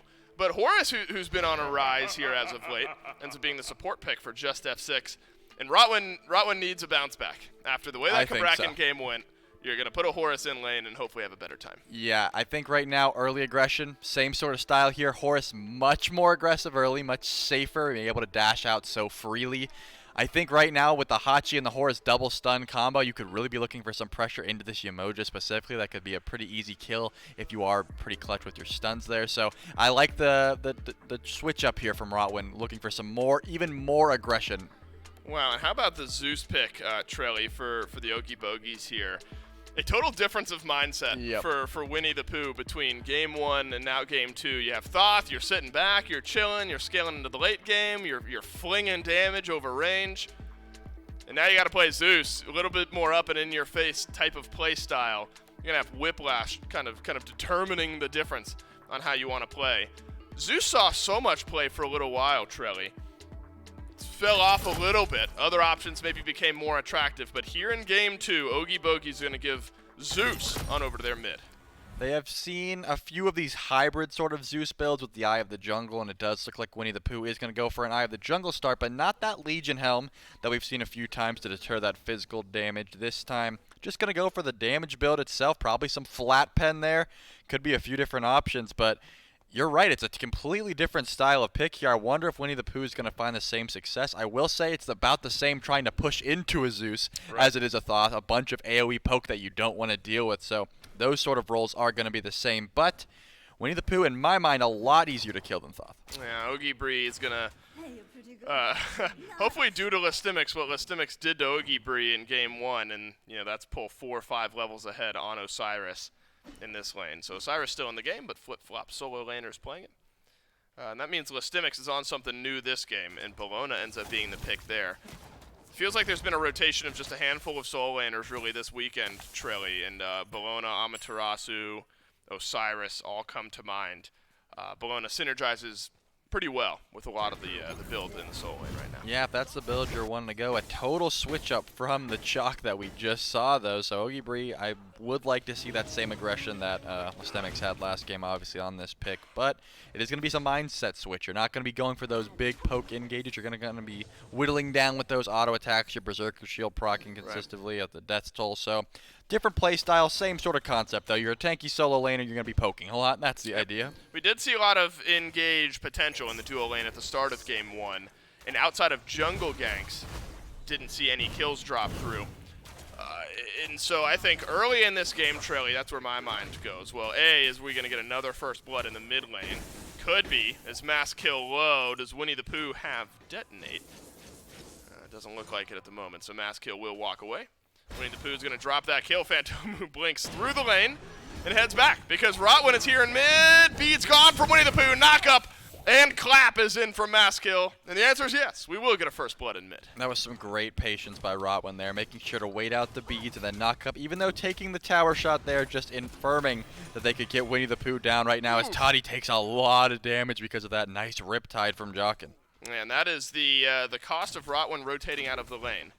Is that suddenly Christopher, Robin, and Jockin know that they have an opening to make a play happen over here on left. So a clean first blood over to Maskill, who is on the Nem once more. In both junglers seemingly flipped effectiveness in game number 1, where Maskill got off to this type of start. I don't know if you have enough damage. Yeah, you just don't if you're JUSTF6 to tower dive at this point in the game. But you've done enough damage to maybe invade in onto this blue buff. Both blue buffs very close as far as their timers go. So Maskill knows they can hang out just a little bit longer here around this objective. Oogie Bogeys over the wall, drops down the blue. Lystemix picks it up. And so JUSTF6 able to walk in, steal away the blue buff. Yeah, they're looking to come out with swinging at this point because obviously they just didn't have any sort of pressure all towards the end of that last game. JUSTF6 want to make sure they get ahead early like they did last time, but this time hold on to it. And Maskill is going to be going for the same style of play here. Look for Winnie the Pooh early and then rotate over and try to get his solo laner ahead. So not too much different from what we've seen. At the very least, though, Jockin is getting very aggressive in this duo lane. We love to see that. This Yamoja's Riptides are going to be very difficult to deal with. Yeah, and you already saw evidence of that with the early beads burnt off of Toddy. Toddy on the Medusa in game 1 had some moments of effectiveness on the Petrify, but being able to keep this JUSTF6 duo behind is a very difficult thing to do. And the Oogie Bogeys mitigated Toddy's effectiveness throughout that game, I think, relatively well. As JUSTF6 continue to play through their jungle here early in game number 2. You don't want to change up your mindset too much. And I wonder if that's some of what we've got going on here, Trelly, with JUSTF6, where maybe they're thinking to themselves, if we play a similar play style, we're going to get off to another 6,000-7,000 gold lead again, but this time we won't make the same mistakes as we did in game number 1. And so maybe Maskill sticking with this Nem makes some sense. Yeah, if I'm the shot caller for JUSTF6, that's exactly what I'm saying, as Phantomu definitely has a sick wraparound here. Maskill on to Winnie the Pooh, who evaporates. And Maskill only loses half of his HP in the meantime. Rotwin dashes through to provide some of that extra healing. 2-0 start for JUSTF6 and their jungler. A 1.5k gold lead for JUSTF6, and a lot of that on the jungler. The story looks very similar to game number 1. And now Maskill has a level lead, has a little bit more credence to steal away the jungle farm. Definitely feeling some deja vu here, and it looks like they are not done. They're going to squat up on this blue buff. Yeah, up down, but it's a killing spree for Maskill. Nem off 3-0. Lystemix trembled away, but not out of the Horus ultimate. This is still 2 versus 3, though, even though health bars aren't quite in the favor of JUSTF6. Can easily turn around a fight like this. Luckily, either Jockin or Phantomu drops the blue, so not all is lost just yet. But the fast-paced, aggressive playstyle of JUSTF6, something that might catch a lot of EU teams off guard, is definitely providing a lead here for JUSTF6 in game 2. Yeah, I'm just looking at Maskill's build right now, and to me, I don't think that unless Jockin just has insane peel. I don't think that Winnie the Pooh is going to be able to be effective in fights for quite some time right now. It just seems like popping that shield, tanking the lightning storm will be pretty easy, and then Mascotus has way too much damage.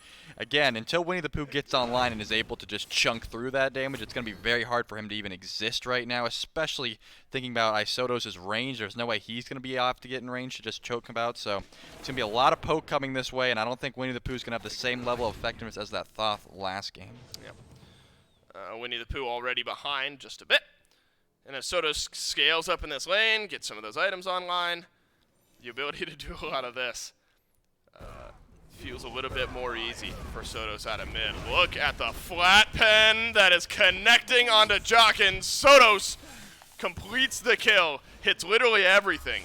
And that's simple for Rotwin to walk forward and help out there. Toddy gets a solo kill, or gets some assistance on a kill, rather, on left. Mass kill, the first assist of the game. And in a moment like this, I have to be cautious because JUSTF6 did this exact same thing in game 1, getting all of the kills in the early game, and they found a way to fumble that lead away. Granted, things happening a lot quicker here in game 2. 5 kills already, none on the answer for Oogie Bogeys. Yeah, Rotwin's going to be able to stun out Jockin pretty much whenever he wants at this point. Has the frenzy, no sort of purification beads. Just crazy amounts of CC that his Horus brings. So Jockin's going to have to watch his play where he's standing at any moment into the game. He's got Blink available if Rotwin does want to get extremely aggressive. So Jockin just has to stay back or that CC chain is going to happen every time. I don't think if Sotos had maybe just 1 or 2 bombs there, probably wouldn't have killed, but all 3 bombs available, just a little bit unfortunate there. So Jockin probably build into some magic defense there and watch your positioning, and I think that'll be a little bit better for you in the future. Winnie the Pooh just finishes off the Divine Ruin, so it's a magic focus lead for Sotos in the mid lane. And a complete net worth split, where even Rotwin, rather, is ahead of the top member of Oogie Bogeys, who is Winnie the Pooh. 400 gold or so across the board. And this has the makings of another game where JUSTF6 are going to feel comfortable going in to the mid game. Gold Fury stands up here, Trelly. Don't want to risk it, I don't think, if you're JUSTF6 just yet, especially if the types of plays you're making are working out. But maybe enough of a lead to make that style of play. Phantomu chooses the proper pathing because death awaited around the corner. Yeah, I think Rotwin is going to be consistently looking for this CC So as annoying. Sotos just keeps pumping out these bombs. That's only with 10% CDR right now once that Spear of Deso gets finished. If it is going to be a Spear of Deso, I guess it could be Spear of the Magus. Either Usually way Deso. right now, yeah, usually that Deso is the more popular option. Once there's 20% CDR, those bombs are going to be coming out a lot quicker, and it's just going to be continuous poke as Christopher Robin. Oh my goodness! But the tower There it is. is only going to stop the auto attacks. Mass kill. Everything he touches turns into a kill. 3 for himself, now 2 for Toddy. Christopher Robin doesn't even bother using the beads. And I guess that's a difficult spot now for the Oogie Bogeys, where Phantomu is just desperately trying to farm and keep up in levels, right? But Mass kill is doing all of it. Getting kills, getting the farm, 2 levels ahead of Phantomu in the jungle. Christopher Robin just gets left alone in lane. But we have just been dancing around this mid-lane pair of Harpies for a little while. Lightning Storm dropped as Winnie the Pooh figures more of an onslaught is happening. I don't know. This feels like a clinic, Trelly, for Mast Kill right now. Gank left. Steal away some of the jungle. Head on to right. Steal away the blue buff over on the right side of the map. It feels like every single spot on the map being impacted by Mass Kill right now. You're going to need some help in the mid lane, but Sotos has got a lot of damage! Won't even turn around one. Won't be able to, rather, turn around one. But will set up an assist for Mass Kill, who walks back in, finishes off the kill. Sotos did 99.9% of the damage on all 3 targets, and all 3 targets will fall just after the fact.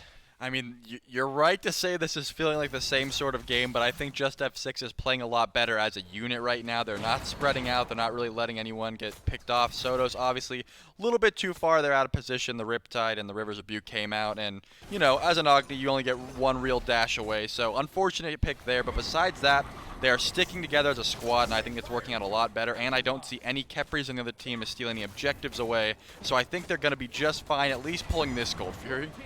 Yeah, I'll feel comfortable this time. Also, Jockin's not on Khepri, and so that's the big difference, Trey. Yeah. When there's no Khepri to walk in and steal away the objectives, I'm not worried about it. There is a lightning storm. There's a petrify. So there is an opportunity for the Oogie Bogeys. And I think that's just the state of the game at the moment, where we are considering a Fire Giant or Fury Steel to get the Oogie Bogeys back in. But I do think the next few minutes is where we're going to get a good idea if JUSTF6 are able to make adjustments from Game 1 onto Game 2, because it's a very similar lead.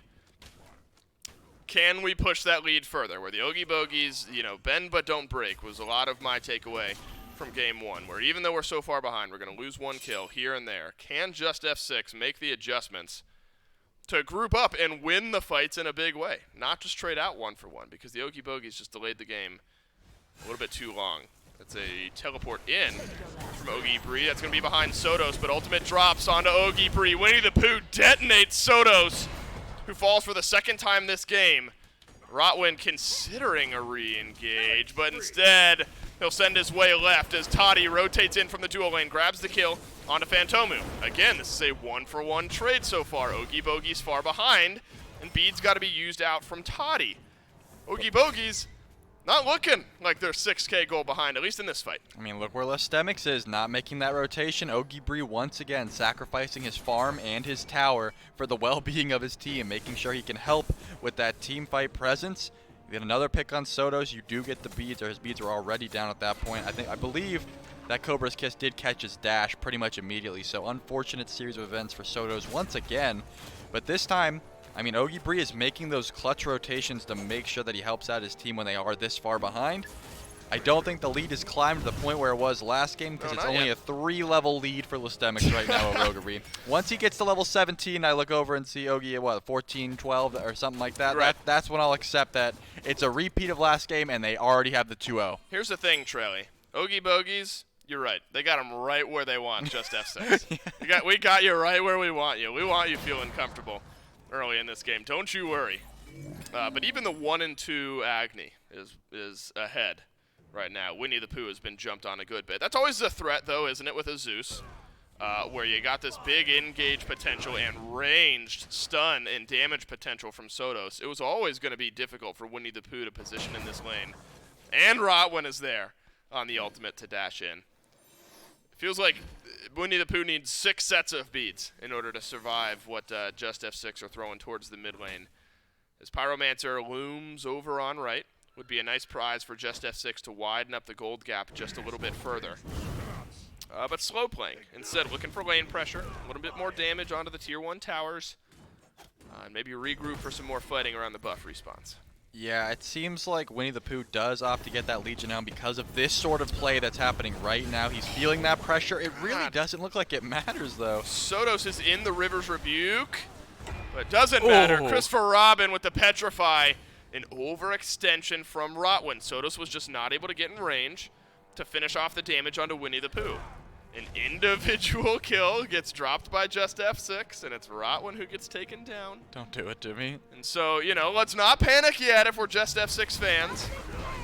But not happy giving away some of those individual kills. But that is the attempt at extending out the lead a little bit further. That's obnoxious from Phantomu to steal away the purple buff. But you can't fault JUSTF6, I guess, Trelly, right? That's poor execution on the moment. But we're asking them to push the lead, and that's one way of doing it. Yeah, definitely so. But right now, again, Oogie Bogeys, they have no fear in just 5-man grouping well before usual teams would. No chance. All right. You know what? I'm sorry. No chance this happens again. We are 8,000 gold in the lead, 10,000 experience in the lead, 14 minutes into a game. JUSTF6 have control of every single lane. Dave, what are you doing? Of every single piece of the map. There is no chance this happens again. No chance. I'm putting it out there right now, Trelly. If it happens again, I'm out. Yeah, I mean, we literally are out. We are, because the day will be over if it happens again. I mean, in reality, though, are we looking at steal and hope you can find individual picks and disengage fights territory for the Oogie Bogeys? I think we're looking at Gank Christopher Robin with Mass Kill's ultimate right now, at the very least, going to get absolutely deleted. Rotwin re-engages then onto Jockin, who melts under the pressure of Sodos. Winnie the Pooh drops Lightning Storm, but Toddy can gallop on in. Winnie the Pooh still has Aegis. Got to be careful diving a tier 2 tower while you don't have minions. but a 2-kill swing in. Fury stands, a well-timed engagement on left for JUSTF6, this time pushing the lead a little bit more effectively. Oogie Bogeys fall further behind as Rot went at level 12, nearly even with everyone on the Oogie Bogeys. And a pick like a Horus is always going to allow you to push your lead just a little bit further. Winnie the Pooh has survived a tier 1 tower dive already, but this will be a different story. Phantomu gets the flag and a drop of molten lava onto his head. And down he goes, another 2 kills for JUSTF6. All right, I'll finally put it out into the universe as well. There is no way this happens again. This is an 11K goal lead of 15 minutes. Winnie the Pooh's not on Thoth. There's no Khepri to steal. I thought they were going to start Fire Giant, and I see Jockin over on right. No, I'm no, thinking hopefully maybe not. No, you have to imagine at this point, JUSTF6. I don't know. I really do think I was baffled with how JUSTF6 fumbled things in Game 1 because even though JUSTF6 struggled in the SEC last year, again, middle of the table team, won some, lost some, had moments where they looked great, had moments where they didn't show up. This is a team that's been playing together for too long to make that type of mistake. For sure a team that's been together too long to make that type of mistake twice. And so that's why I don't see a world where JUSTF6 haven't made the adjustments in-game calls and with their composition to not push this lead better in a more effective way. Masskill's level 17 to the 10 of Jockin. That is a scary deficit to have to look down. A 4-level lead in the jungle as well. And at this point, Trelly, I guess it's just picking the safest options to end this game for JUSTF6. Still would be an early-ish Fire Giant. Still some towers left on the map. Maybe the towers are the safer choice. Yeah, I look at a level 18 carry and a level 18 solo laner, and I do think that it's Fire Giant o'clock, but you're right. It is a little bit early, only 17 minutes into the game right now. I'd say this Oni Fury spawning in would probably be the go button. After that, maybe they feel confident enough to push it, but given what happened last game, maybe that is what they're looking for. They want the true deicide before they go for this, or at the very least a sizable lead going into pulling this Fire Giant. I mean, they don't have crazy confirm right now with Sotos' Agni Bombs. I mean, that's looking at your best burst damage right now, whereas the Petrify is always going to be a good steal tool. Hold that thought. Lystimix takes half of his HP in damage, but with any smaller of a lead, he is dead there 100% of the time. The fact that Lystimix just lived through an ultimate from Surcat, through an ultimate that didn't end up actually going down from Winnie the Pooh, but burst damage from Winnie the Pooh, and still walked out, wild to me, because now this can happen for JUSTF6. We can re-engage underneath the tier 2 tower, hopefully have enough damage to get this one taken down. No ultimates ready for JUSTF6, but there is a Petrify. That is a big Lord of the Afterlife from Oogie Bogeys, but you don't have the massive level lead that Lystimix does, and so your engage will not work. There's a teleport coming out from Lystimix, and now searching for an ultimate to find the jump in, but Sotos from over the wall has a double kill, and this just conveyor belt turns into a right side Phoenix Siege before the Fire Giant even goes down. Yeah, this was not the JUSTF6 team fight we got to see last game at all. They have definitely, they've tightened this one up for very sure. I mean, Lystimix obviously is very tanky right now. Putting all of your eggs into killing the level 19 solo laner, probably not the best point of contention right now for Oogie Bogeys, but I guess they thought they had him caught out very low. It was very close to being a kill, but just not quite, and they're not going to try to go for this FG with their low health bars here. And even if they were, it looks like Oogie Bogeys were sort of posturing to go for the fight or the steal at the very least. So smart plays, making sure they at least try to confirm everything they go for now, because they know if they give this team an inch, they'll take a mile. They absolutely will. I mean, just you look at itemization like between Masskill and Phantomu, there's just a gross, like, almost unacceptable gap in itemization. I mean, Jotuns and Glad Shield and 2 tiers of some type of robe for Phantomu. Masskill has got that, and then 2 full completed items on top of it as well. It's fair to say 2 versus 4 items, I'd say, yeah. Yeah, it does feel that way. All right, this is a 99.9% chance that JUSTF6, where's the horse gonna go? Right back towards the back as Phantomu takes the shield. And then any sort of split fight here is going to favor JUSTF6 when you could just do this. 1 by 1, use your leads on every single target, chase down everyone individually, and make them pay for even genius. Standing on the map. Phantomu walks on away. You have baited everyone in. Masskill needs the cooldown. I got him in the fountain, but the Titan might finish the job. JUSTF6 have eyes for that same Titan.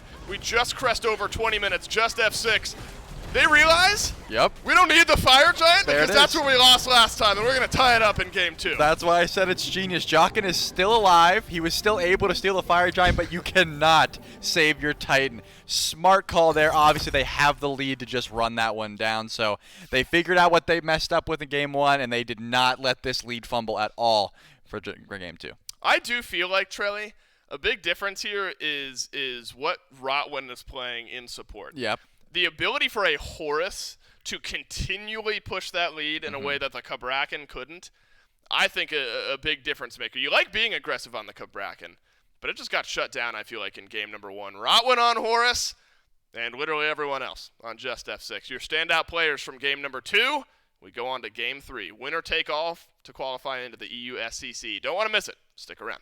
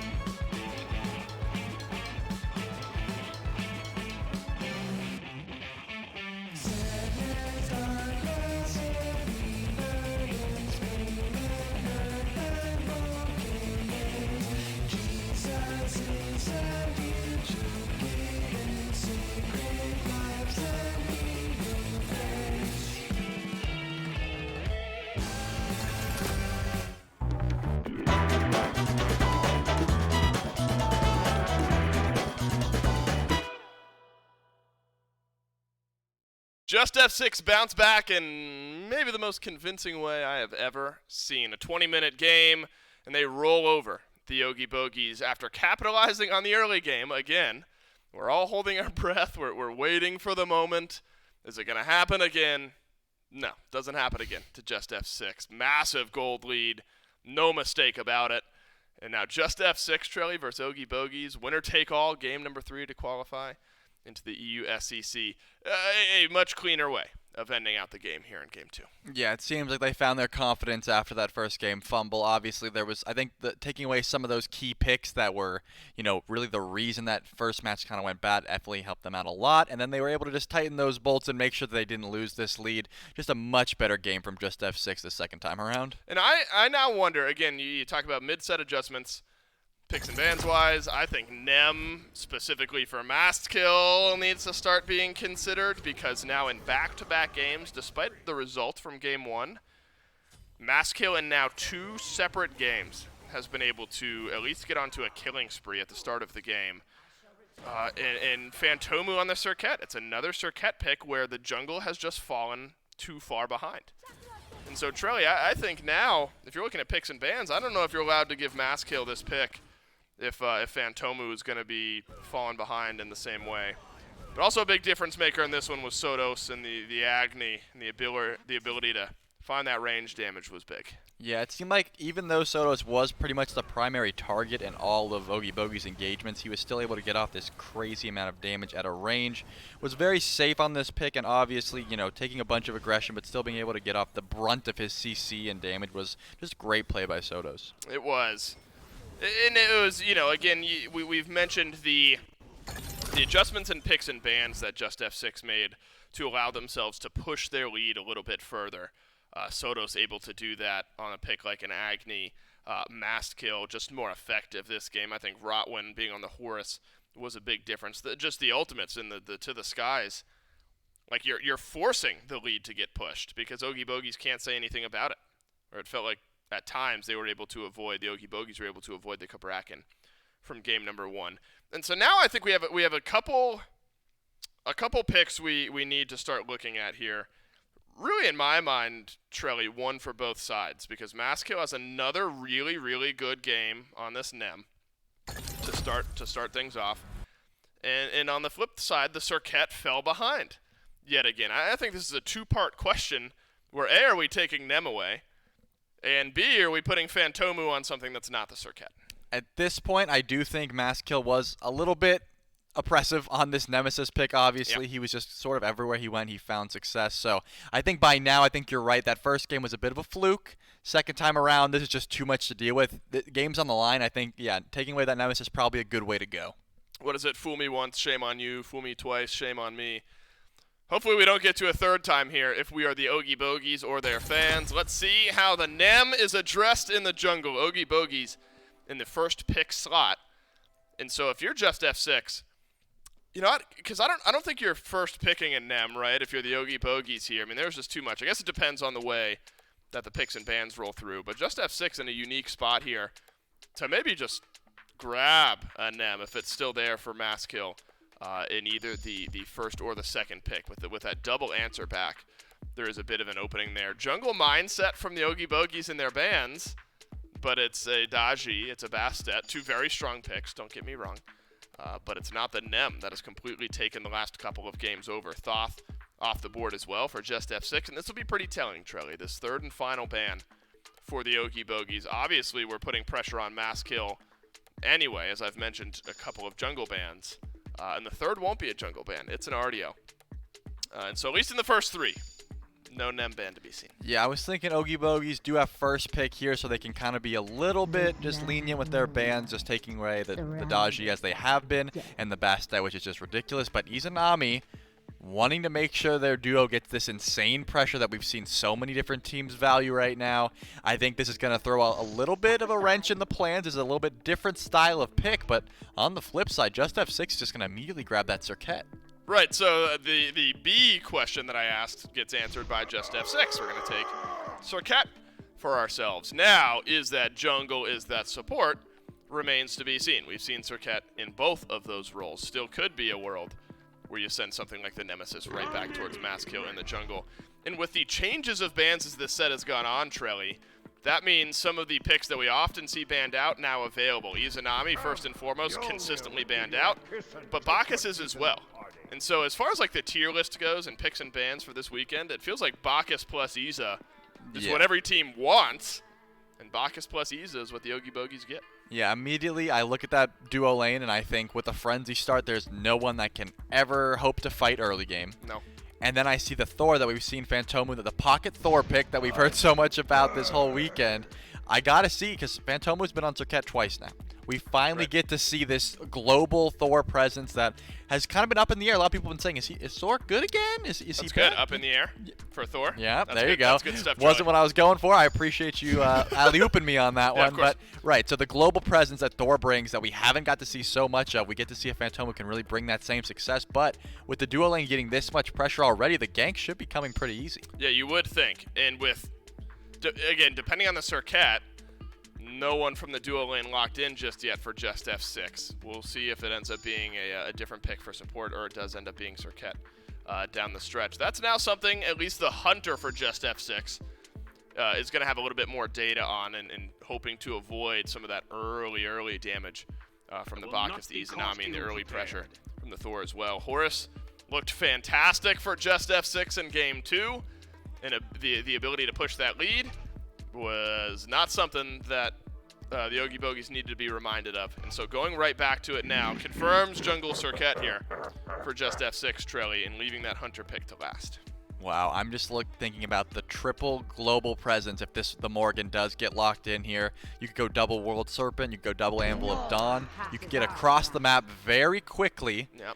But on the flip side, I agree with everything you said about Rotwin on this Horus as compared to the Bracken. It was like night and day. I think waiting for the ultimate to engage, if you have a bad ultimate, now your whole engage is dead. Whereas Horus gets lots of stuns. He has a lot of re-engage if he needs to. So I think that adjustment, perfectly fine. And then the Hachiman looked great last game. Why not run him back in this fall? But man, I'm just thinking about all the things you can do with a pick like the Morgan with a draft like this specifically. So Oogie Bogeys, they definitely have a lot of tools to play with here. Yeah, Morgan just feels like a perennial pocket pick, right? Where I don't know if it's ever been. I'm trying to think over the last couple of years. I mean, a lot of mid laners in the SPL should be able to play this pick, and so there are times where Morgan is stronger, right? And you see her a little bit more often. But it's never totally fallen out of the meta for certain mid lane players, where Morgan always feels like kind of that pick you can go to. Right. Thor, a similar pick here maybe for the Oogie Bogeys. That's what they're bringing out no matter what to Game 3. One more game. And the winner of this one will move on to the EU SEC. Your prize for losing is waiting again until next time to qualify in. JUSTF6, the team that was in it last year, would love to make their way back in. Now, if you're the Oogie Bogeys, Trelly, despite a Game 1 win, right, you've now lost the early game in back-to-back games pretty handedly. You've been down an effective about 30,000 gold over the course of 2 games. Yeah. So that has got to be priority one. Survive the early game if you're the Oogie Bogeys. And it looks like they drafted this duo lane to do just that. I mean, they have the Frenzy on Bacchus. They have the Izanami. Of course, Horus is going to bring a certain level of early pressure as well. But as long as you're getting to that wave first, I can't imagine you're going to be getting too aggressed upon in this duo lane specifically. Yeah, you wouldn't think. Maskill is going to have a different look, but it's the same look as how the games have gone up to this point. Maskill blinks in, dashes away from Phantomu. Level 2 is reached, though, by Sotos, by Maskill. Same for Winnie the Pooh. On the other end, is there enough damage onto Sotos? I don't think so. First blood. Again, now 3 games in a row, JUSTF6 have gotten first blood in the mid lane. Yep. None of this is hidden. We know this is happening at this point for the Oogie Bogeys, but it still drops, and it's still Maskill who gets an early golden fusion. Yeah, at a certain point, you just got to say, hey, let's do that back camp start where we both go back, then do red buff. We show up to lane at level 2. We don't have to deal with this early jungle aggression if we do this start. And then we don't have to give Maskill this early first blood bounty where he can use to get other people ahead as well. It just seems like they didn't make that adjustment, and they're going to keep giving. I mean, they've done it how many times now? So it's just, you know what? Maskill's going to continue to get that gold bounty and use it elsewhere. Here's the good news: is there is no game 4 for first blood to drop in mid lane. It's happened as many times as it can this set. Masskill survives the initial burst of damage. Nearly another one for the Cirquette. Masskill is just relentless. It is now 3 games in a row where 1 kill is seemingly all that Masskill needs to feel the confidence to just engage over and over and over and over again. The Cirquette walked over to Solo a second ago and just threw a taunt Oogie Bogeys' way just to be annoying and get damage. Masskill is putting so much pressure on this map, it's difficult to keep up with. That said, Phantomu's been there. Despite dying for first blood, Thor has at least been in mid to assist in some of the early pressure. Yeah, Thor not one to be able to match the Cirquette early game pressure. Once you hit level 5, you get that Anvil of Dawn. You can start making those early rotations. Hold that thought. Masskill still going for a back camp invade. If that hammer got caught, he definitely would have been toast there. No beads available. So clutch hammer by Phantomu there. This blue buff definitely gonna... Oh, I thought he stole it away. It looked like maybe for a moment it gets stolen away. And I like the call there from Sotos, whose red buff was up, but instead Sotos starts favoring the right side on a rotation out, so should a fight have broken out, I think Sotos would have been there and would have been effective in range, but also realized that the wave was in a good spot, nobody's going to be invading his red buff, and so just playing insurance almost on a fight happening over on the right side of the map. And even outside of kills, that's where a lot of the gold lead is filled up for JUSTF6, which is the jungle invades, stealing away the farm. The little bit of gold has been just impactful over time. Belly flop in from Jockin. Toddy unfazed. Phantomu's here on the left side of the map. No Anvil of Dawn, though, but there is a wall. I didn't see a single little tick of damage drop off of Rotwin there. And Phantomu's just going to have to go back to farm. Yeah, unfortunately, this is the sort of style of this comp right now. I mean, Oogie Bogeys have a very ultimate their comp centers around these ults, right? So the Morrigan not going to be very strong without her ultimate. Thor, again, we just saw the amount of damage he can do right now without his ultimate. Where on the flip side, Masskill, he can 100-0 you just with a stun into a 1 with a nice auto attack. So you really want to play around this level 5 power spike right now if you're Oogie Bogeys, and they're not really finding that success until that level 5 ticks over. Big power spike for Masskill. Able to go back and finish off the Jotun's Wrath. First Blood will do that for you. And comes back from base with level 5. You got ultimate on Sotos. Listimics now has it as well. Winnie the Pooh does reach level 6. And not that far behind Sotos, who might be able to reprise his performance. Watch out for Rotwin. Searching for a target that's just overextending. Won't be, though, unless I'm wrong. And Phantomu knocked up on the back.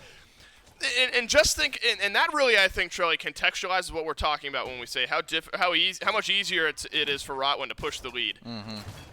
Phantomu's over by red, then walks out to green and still got chased down. Had nothing to say about it, couldn't do anything, didn't have ultimate, and just the choice was out of his hands at that point. Very few supports that can close that gap as well as Horus does, obviously. Bringing the whole team with you whenever you want with that ultimate is going to be a big benefit. But on the flip side, if Thor had ultimate, would have been just fine to escape there. But still a level 4.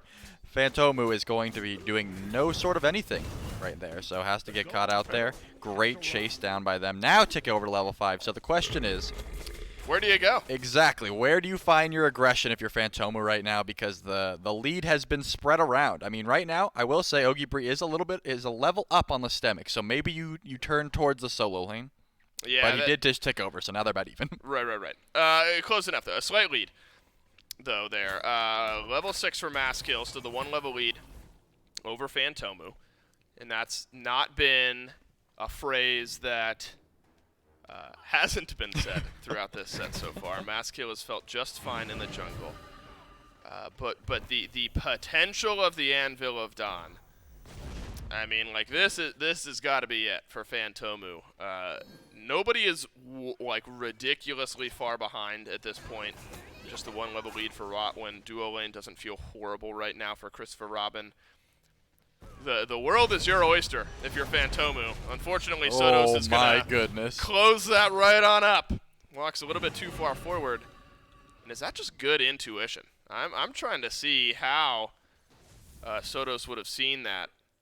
Maybe just being able to read the pathing of Thor pretty effectively and puts Phantomu down into red HP. Yeah, Sotos kind of just dropped all of his bombs on top of him, and there's really nothing he could do there, but it looks like Christopher Robin getting very low.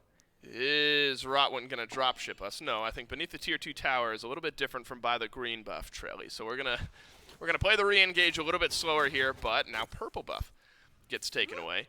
And wouldn't you have guessed it, we're 2,000 gold in the lead if we're just F6.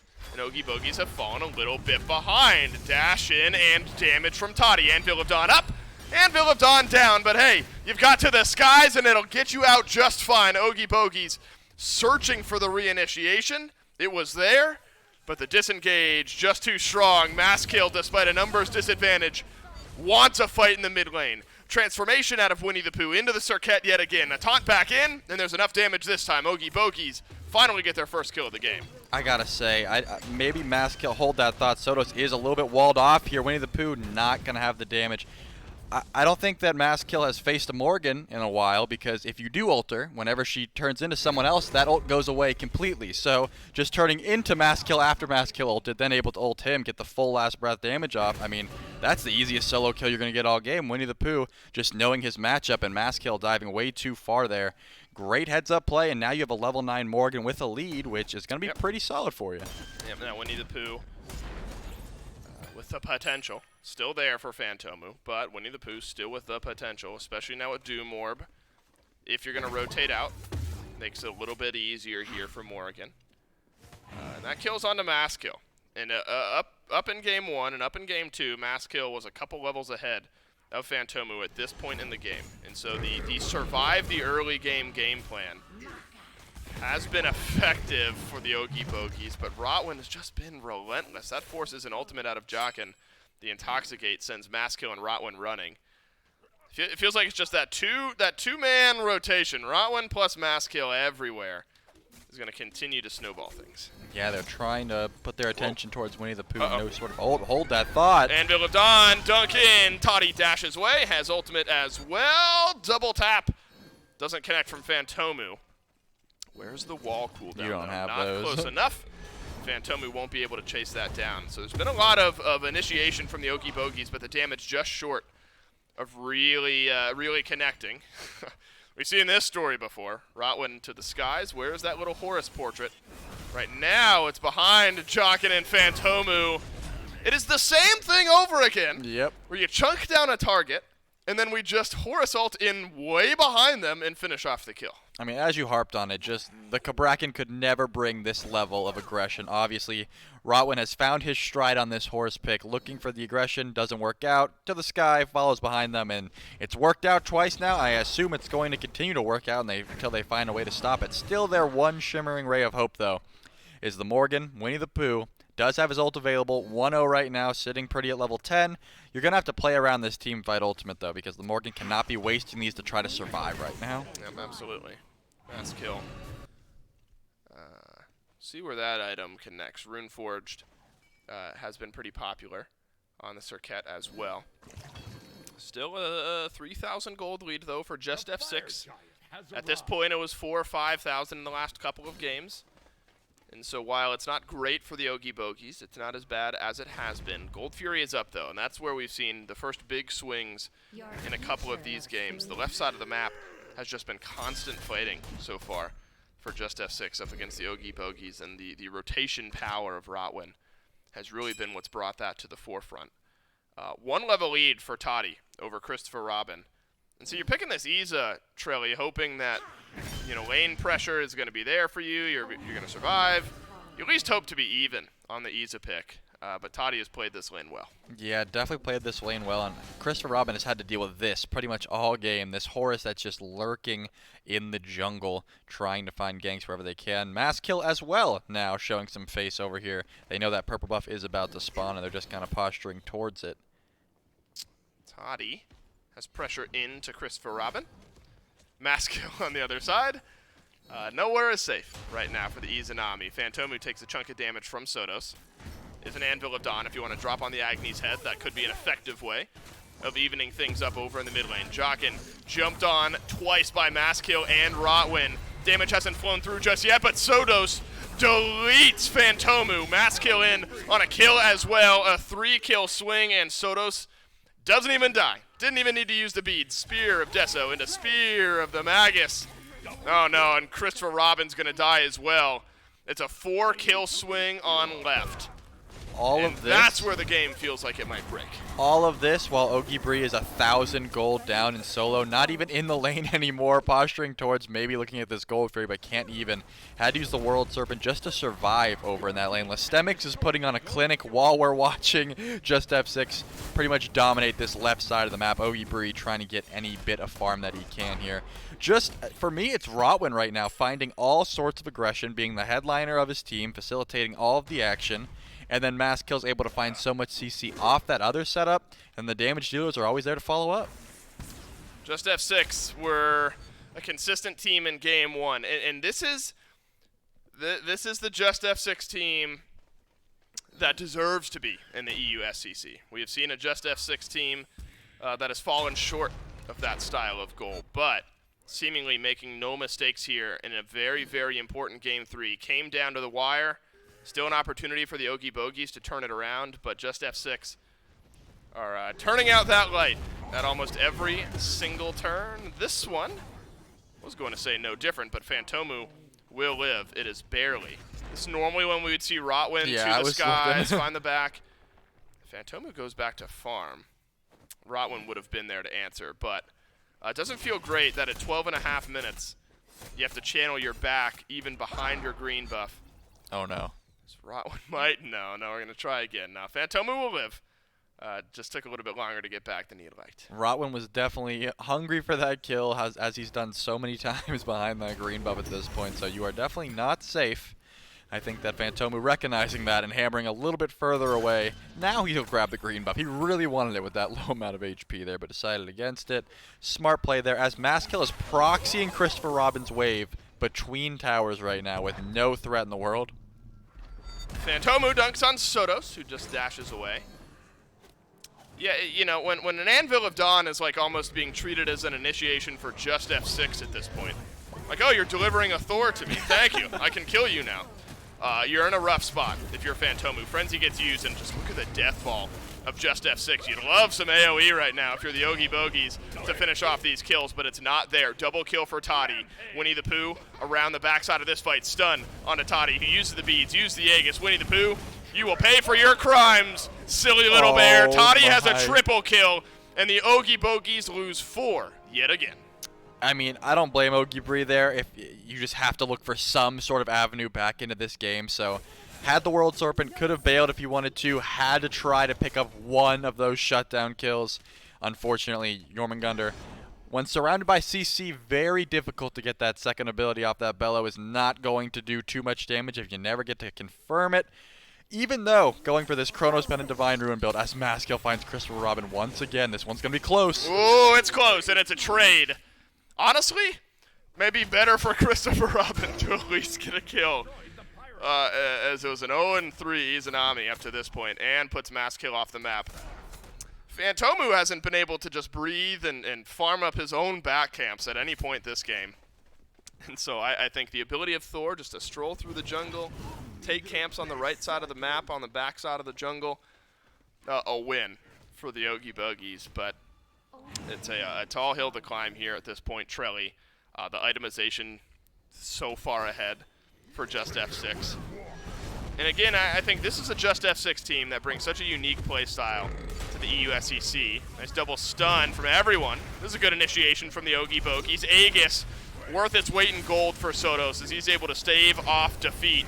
Winnie the Pooh, though, goes up and over. Toddy on the wrong side of the fight from where you want to be. Shut down for Winnie the Pooh. Belly flop back in. Jockin is low, though. There is no to the skies for Rotwin. Health bar's low on both teams, and it's Phantomu who double taps Sotos. Oogie Bogeys find 2 kills, and JUSTF6 drop a couple.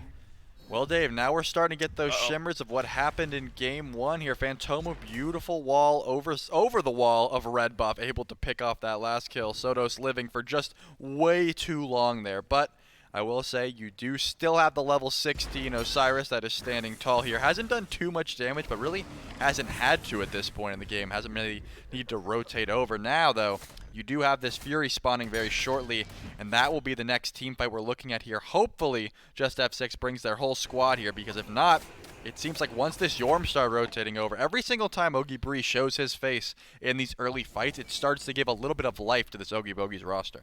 And we haven't really talked about it yet, Trelly. It's full damage from Oogie Bogeys. Chronos, Divine, and what looks like some flat pen after that. You had mentioned it, but I had to double take it and look at the build again just to make sure what I was seeing was correct. Still do damage. I think it taken down a little bit easier. Masked kill. Unsatiable over in mid as Winnie the Pooh gets caught out. See to the skies. Where does he land? Right on top of Jockin's head. And without belly flop, there is Intoxicate. But he's just going to get JUSTF6 drunk for free. He will pay the tab on his way home.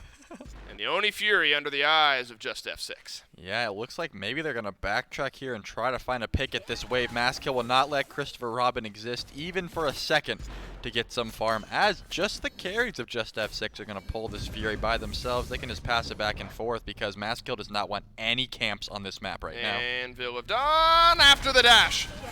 Would have stunned Maskill, but the beads were perfect. So you at least get the beads. Phantomu feeling okay about that trade. Gold Fury was the Oni Fury. Gets confirmed by JUSTF6. And so that's a moment where it's very important for Maskill to live.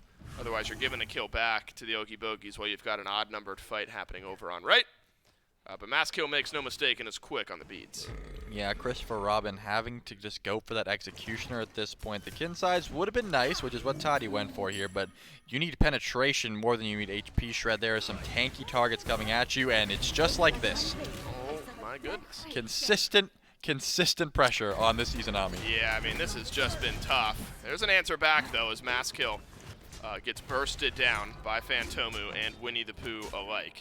So 3 and 3 on Winnie the Pooh. Stimic's got some good damage here. Frostbound Hammer, Berserker Shield, World Serpent. I was just going to farm up some of this wave for Oogie Bogeys. Stimix invades blue. Does steal it away. That one feels bad as Phantomu was in range. Uh-oh! Hammer stunned out by Sotos. Now Phantomu has got to use the ultimate to get out.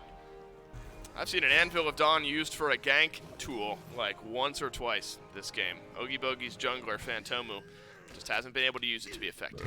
Yeah, pretty low on the damage charts at the moment. Thor, one of those characters that feels extremely oppressive from ahead. You can pretty much ult to anyone you want, wherever you want, but from behind, Thor, as you said, kind of just delivers a kill on a silver platter if you're able to stun out that hammer, which they've done so many times to Phantomu this game. Just a lot of lockdown CC, pretty easy to confirm CC, so Phantomu pretty much has to just 3 and then hammer out, or else he's running the risk of giving them more kills at this point. So just trying to play safe here.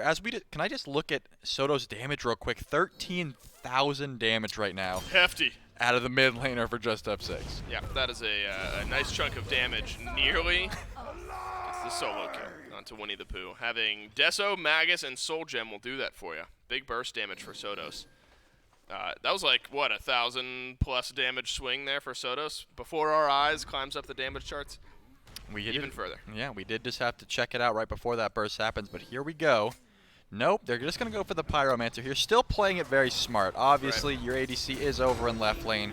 You don't have any sort of pick, and I hate to just keep bringing this up, but they did let a Khepri steal away their Fire Giant and their chances of a 2-0 victory in Game 1. They are not making that mistake again. They are not pulling an objective with the tanks of Oogie Bogeys still around the FG. In the meantime, Phantomu has closed up that level gap, though. Maskill was a bit ahead here in this game, but Phantomu's been able to just kind of hang out and farm up as the game has slowed down. With no Fury, and at the time no Pyro. Still no Pyro now, as JUSTF6 confirm it. Game does slow down a bit when there's no simple objective to go for, when the Fire Giant's the thing on the map. And you mentioned there Trelly. Goodness, that's a lot of damage on Oogie Bogeys. Another World Serpent used defensively. When the map state is the way it is, and Anvil of Dawn onto the speed buff. Just making sure he gets the speed buff in time. Yeah, and he might not get it because JUSTF6 are here, and they are here to fight underneath the Tier 2 tower. Rotwin takes nearly no damage, but Maskill looking to finish off a kill, able to do so. Phantomu, he is gone. Tier 2 tower worked on, and Tier 2 tower dropped. Speed buff will stay there. So Anvil of Dawn, maybe a little bit after the fact, gets its value. Oh, no, not bad. Maskill's going to be on speed. Nope, saves it. Speed buff goes down. Christopher Robin picks it up. Well, time to figure out if lightning will strike twice. Jocket is barreling towards that FG, but the frenzy was popped. I don't think he's even going to make it in time. Maybe. Looks like the HP is looking crisp for him. Could go up and over the wall, but no, there is lockdown from Mast Kill. And there will not be a return of magic, but Listemics was zoning out the backline all this time. There was too much opportunity for damage for Christopher Robin. And how about that for some follow-up? JUSTF6 drop Jockin for even showing his face on the right side of the jungle. Phantomu still respawning over back in base. JUSTF6 get the Fire Giant on all 4 members after Listemics goes down. Yeah, Listemics just playing zone duty a little bit too hard there. I mean, Maskkill was also zoning, so I don't think he had to be that far up. Maybe just a little bit overconfident. He hasn't died yet at this point. He was a 1-0 Osiris, so maybe he just wanted to say, hey, I just wanted to get in on the action while you guys were doing that. But now becomes the real challenge here. How are you going to siege this base? I imagine with this crazy amount of a lead, it shouldn't be too difficult here. Of course, got to watch out for those Anvil of Dawns. The Morgan also has the opportunity to double Thorold, but right now she's been sticking to that Circuit transformation. So maybe that could be an area you have to watch out for, but still, JUSTF6, I got to harp on this, playing extremely slow and extremely smart right now. Yeah, definitely. When you're this close to your goal, and when you're this close to changing how the next year of your life looks with playing in the SEC and getting closer to your personal goals, things like that, you're this far ahead. You're so close to making that a reality again for JUSTF6. Don't want to make mistakes. And they're still pushing the lead in an effective way. The gold lead hasn't stagnated. The gold lead hasn't gotten smaller. It's gotten bigger. It's been a nice slow burn for JUSTF6.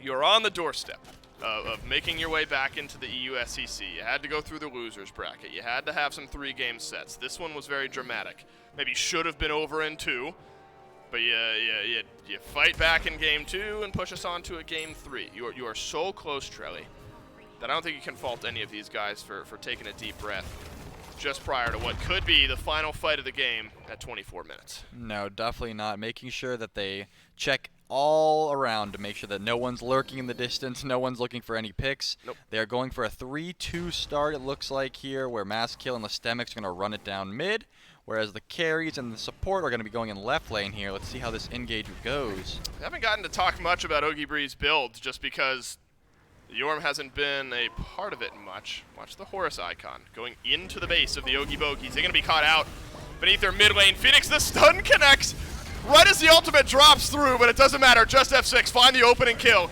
Anvil of Dawn into the back, but Phantomu immediately leaving the fight, but Soto's had something else in mind with the stun. The Thor is out on left, World Serpent disengaged from Oogie Bogeys. Left side Phoenix now under the eye of JUSTF6. Beautiful engage. All you've lost right now is your support, though. Oogie Bogeys still are standing 4 tall, but it looks like this Phoenix is burning very quickly. I think they just have to, yeah, you don't want to risk losing the full game off this one. You got to let that Phoenix go now as Maskkill jumps away. They are going to have to say, hey, we lost 2 birds here. We still have a tier 2 tower up and right. Maybe we fight over next fire, that sort of thing, because right now I think 1 or 2 more picks and JUSTF6 turns towards that Titan. Yeah, it's just the game at that point. With only 45 seconds left on the FG buff. JUSTF6 have something similar in mind as they will back away from the base of the Oogie Bogeys. Nearing 20,000 damage is Sotos on this Agni at 3-1-12 has supplied the majority of the damage for this JUSTF6 team. But Maskkill again deserves a shout out for the way that this game has gone. It has been an onslaught through the jungle for 3 straight games from JUSTF6. And game 3 is the latest, but gets a new pick, gets a Circuit, and it's looked good so far up to this point. And Phantomu just wasn't able to find the pressure on this Thor pick down at 1 and 5. Yeah, I mean, Masskill's been a part of 16 of the 19 kills right now that we're seeing. So, oh my goodness, yeah, that Aegis has to go through. I don't think you live there though. No, oh, nope. Even through the Aegis, that is how much damage Sotos is doing right now on this Agni. Insane amount of burst. Yeah, did feel like the damage literally went through the Aegis almost, like with just the speed on the other end that the damage ended up connecting. They're going for the Titan Horus here. ult into the base, and here is JUSTF6. They will knock down the door with a battering ram in game 3 and the set and a spot in the EU SEC over to JUSTF6. I think you said it best, game 2. After this Horus got locked in, Rotwin literally dragged his team into the Titan room and said, we are ending this game. We are meant to be here, and our spot is confirmed. I am bringing you guys to end this game. JUSTF6, such a deserving team. I have a soft spot for these guys, just the way that they've stuck together, despite some of the ups and downs that this team has faced, I think is admirable, and the ability to hang in there and really work on things as a team. And I've seen big early game improvements from this squad. Maybe game 1, some stuff to work on in the mid to late game. But JUSTF6, a very deserving team, and you will see them all year long in the EU SCC. Trelly and I will break down just how we got there right after this.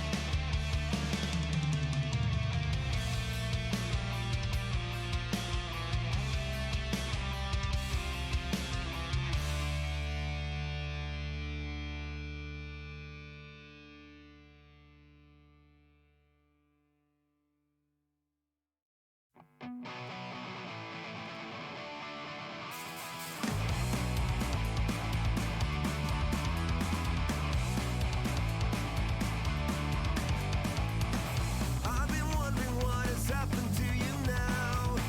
Am I the only one who's struggling to move on? Yeah.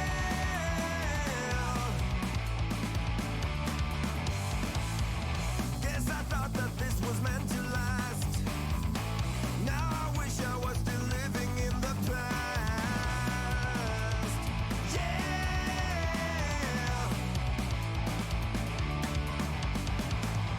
Never felt so damn frustrated. You're just wasting my time. All the feelings that I dread is ringing in my head. Can't believe the words you said. Somebody save me. Now we're hanging by a thread and it's ringing in my head.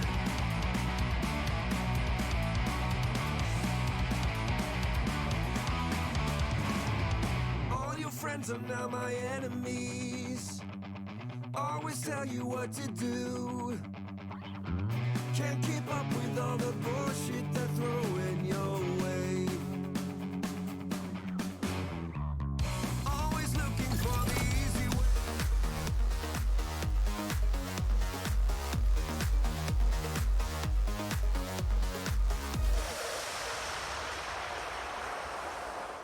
This one's a 3-game set that maybe should have been 2, but the result is the same nonetheless, and JUSTF6 are your winners. It's a Game 3 victory for JUSTF6 in very similar fashion to how the other couple of games went, and JUSTF6 back in the EUSCC. It was relentless from this JUSTF6 team. No real chance back in for the Oogie Bogeys. The SEC coming to a close, the qualification, let me phrase that properly, coming to a close here this week. And that means the SPL is just around the corner, and it is potentially almost time for you to grab some of that sweet SPL gear, Trilly, and shop.smiteproleague.com is where you can make that happen. JUSTF6, though, you look at the way that Game 1 went, and you're like, all right, that's a great start. I mean, you lose, but the start to the game was great. Game 2, you're like, all right, they're going to do the same thing. Game 3 again is another early game push from JUSTF6, and again, the Oogie Bogeys just didn't have the legs to compete with JUSTF6 and the pressure and the continued onslaught from JUSTF6, and the gold lead just got out of control. Yeah, to me, I mean, we saw them pretty much run the same verse every time, and then once they were able to shut down the small bit of hope that Oogie Bogeys had, it was pretty much just a wash at that point. I think the picks and bans probably had a lot to do with it. Without that thought that Winnie the Pooh looked so potent on, he really wasn't able to find that same level of success. Yeah, Maskill, I think a standout player for me in this JUSTF6. A standout player amongst a bunch of standout players. Maskill had a near-perfect set. It felt like a couple of games on the NEM, and then the Circuit didn't feel like it fell off much. Toddy, I think, was held in check pretty effectively by the Oogie Bogeys in Game 1. Not something that would be repeatable in Games 2 or Game 3. And the Hachimon pick, as Toddy somehow lives through that, ended up looking pretty good. This is a team, and I think a general reel of replays is probably the right thing for JUSTF6 after Game 3. Because of the style of game where everyone in all of the facets was able to step up, and the Oogie Bogeys just unable to compete. Yeah, not so flashy, but I think a highlight reel of just all the setup and the peel that Rotwin was able to do on that horse pick as well. I mean, he was all over the place setting up all sorts of damage. I mean, that's what Horus does. He does get in there and just kind of create space and lock down targets, but Rotwin just looked insane on this pick, and once he was able to really go to that backline, I think his team was able to flourish there. And I was looking at Maskill, Sotos, Rotwin, and Toddy and their kill participation. There were 20 kills in this game. Listimix, of course, over in the solo lane for a good portion. Maskill, Sotos, Rotwin, and Toddy all participated in like low to mid-teens kills in this game. And so, you know, Maskill was kind of all over the place, but eventually it got to a point where Toddy was getting into the fights, even though they weren't happening in the duo lane. And JUSTF6 just played so consistently together on the mid to left side of the map. And the Oogie Bogeys just fell a little bit short in this one. Not a run that the Oogie Bogeys should be unhappy with, though. A run that JUSTF6 would have wished was a little shorter. An opportunity to qualify immediately in on day number 2 against Team Bisco. Fell short there, but then made a fantastic run on through. A 2-0 over Peace and Love, and then the 2-1 win here in the bottom right of your screen over the Oogie Bogeys. The bracket started off as the schedule started off. A lot of 2-0s here, Trelly. But specifically today, I think we had more 3-game sets today than we had all of the last couple of weeks combined. And so there was a lot of competitive Smite played today. And you know, of course, if you're JUSTF6, you'd love for it to have been a 2-0. It's easy. But I think you feel like you probably earned it a little bit here in a 3-game set. Yeah, it seemed like when the stakes got a little bit higher, when you don't have that safety net of being able to go down into the losers bracket once again, a lot of teams really up their ante there, and they were able to pull it off. And JUSTF6, despite probably wanting to just stick with the 2-0 throughout, I think they should be pretty proud of this one. I mean, they played some dominating Smite despite the circumstances. North America, also a region where we have seen plenty of 2-0s, but it is not done yet. Over in NA, we have 4 remaining sets in North America.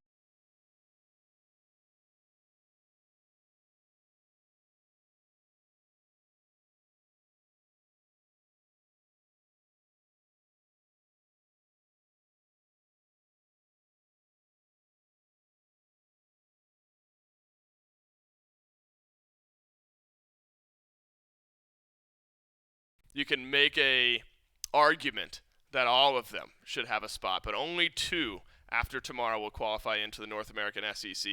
I think there's a little bit of pressure on that Leoncitos team. Mm-hmm. You know, they go up against the Sturdy Artisans earlier on in the weekend. I think that's by far the favorite to qualify through. but anything can happen in the losers bracket. No, right now the NASCC is very stacked, or at least the qualifier to get into it, as well as all the people that have already made it.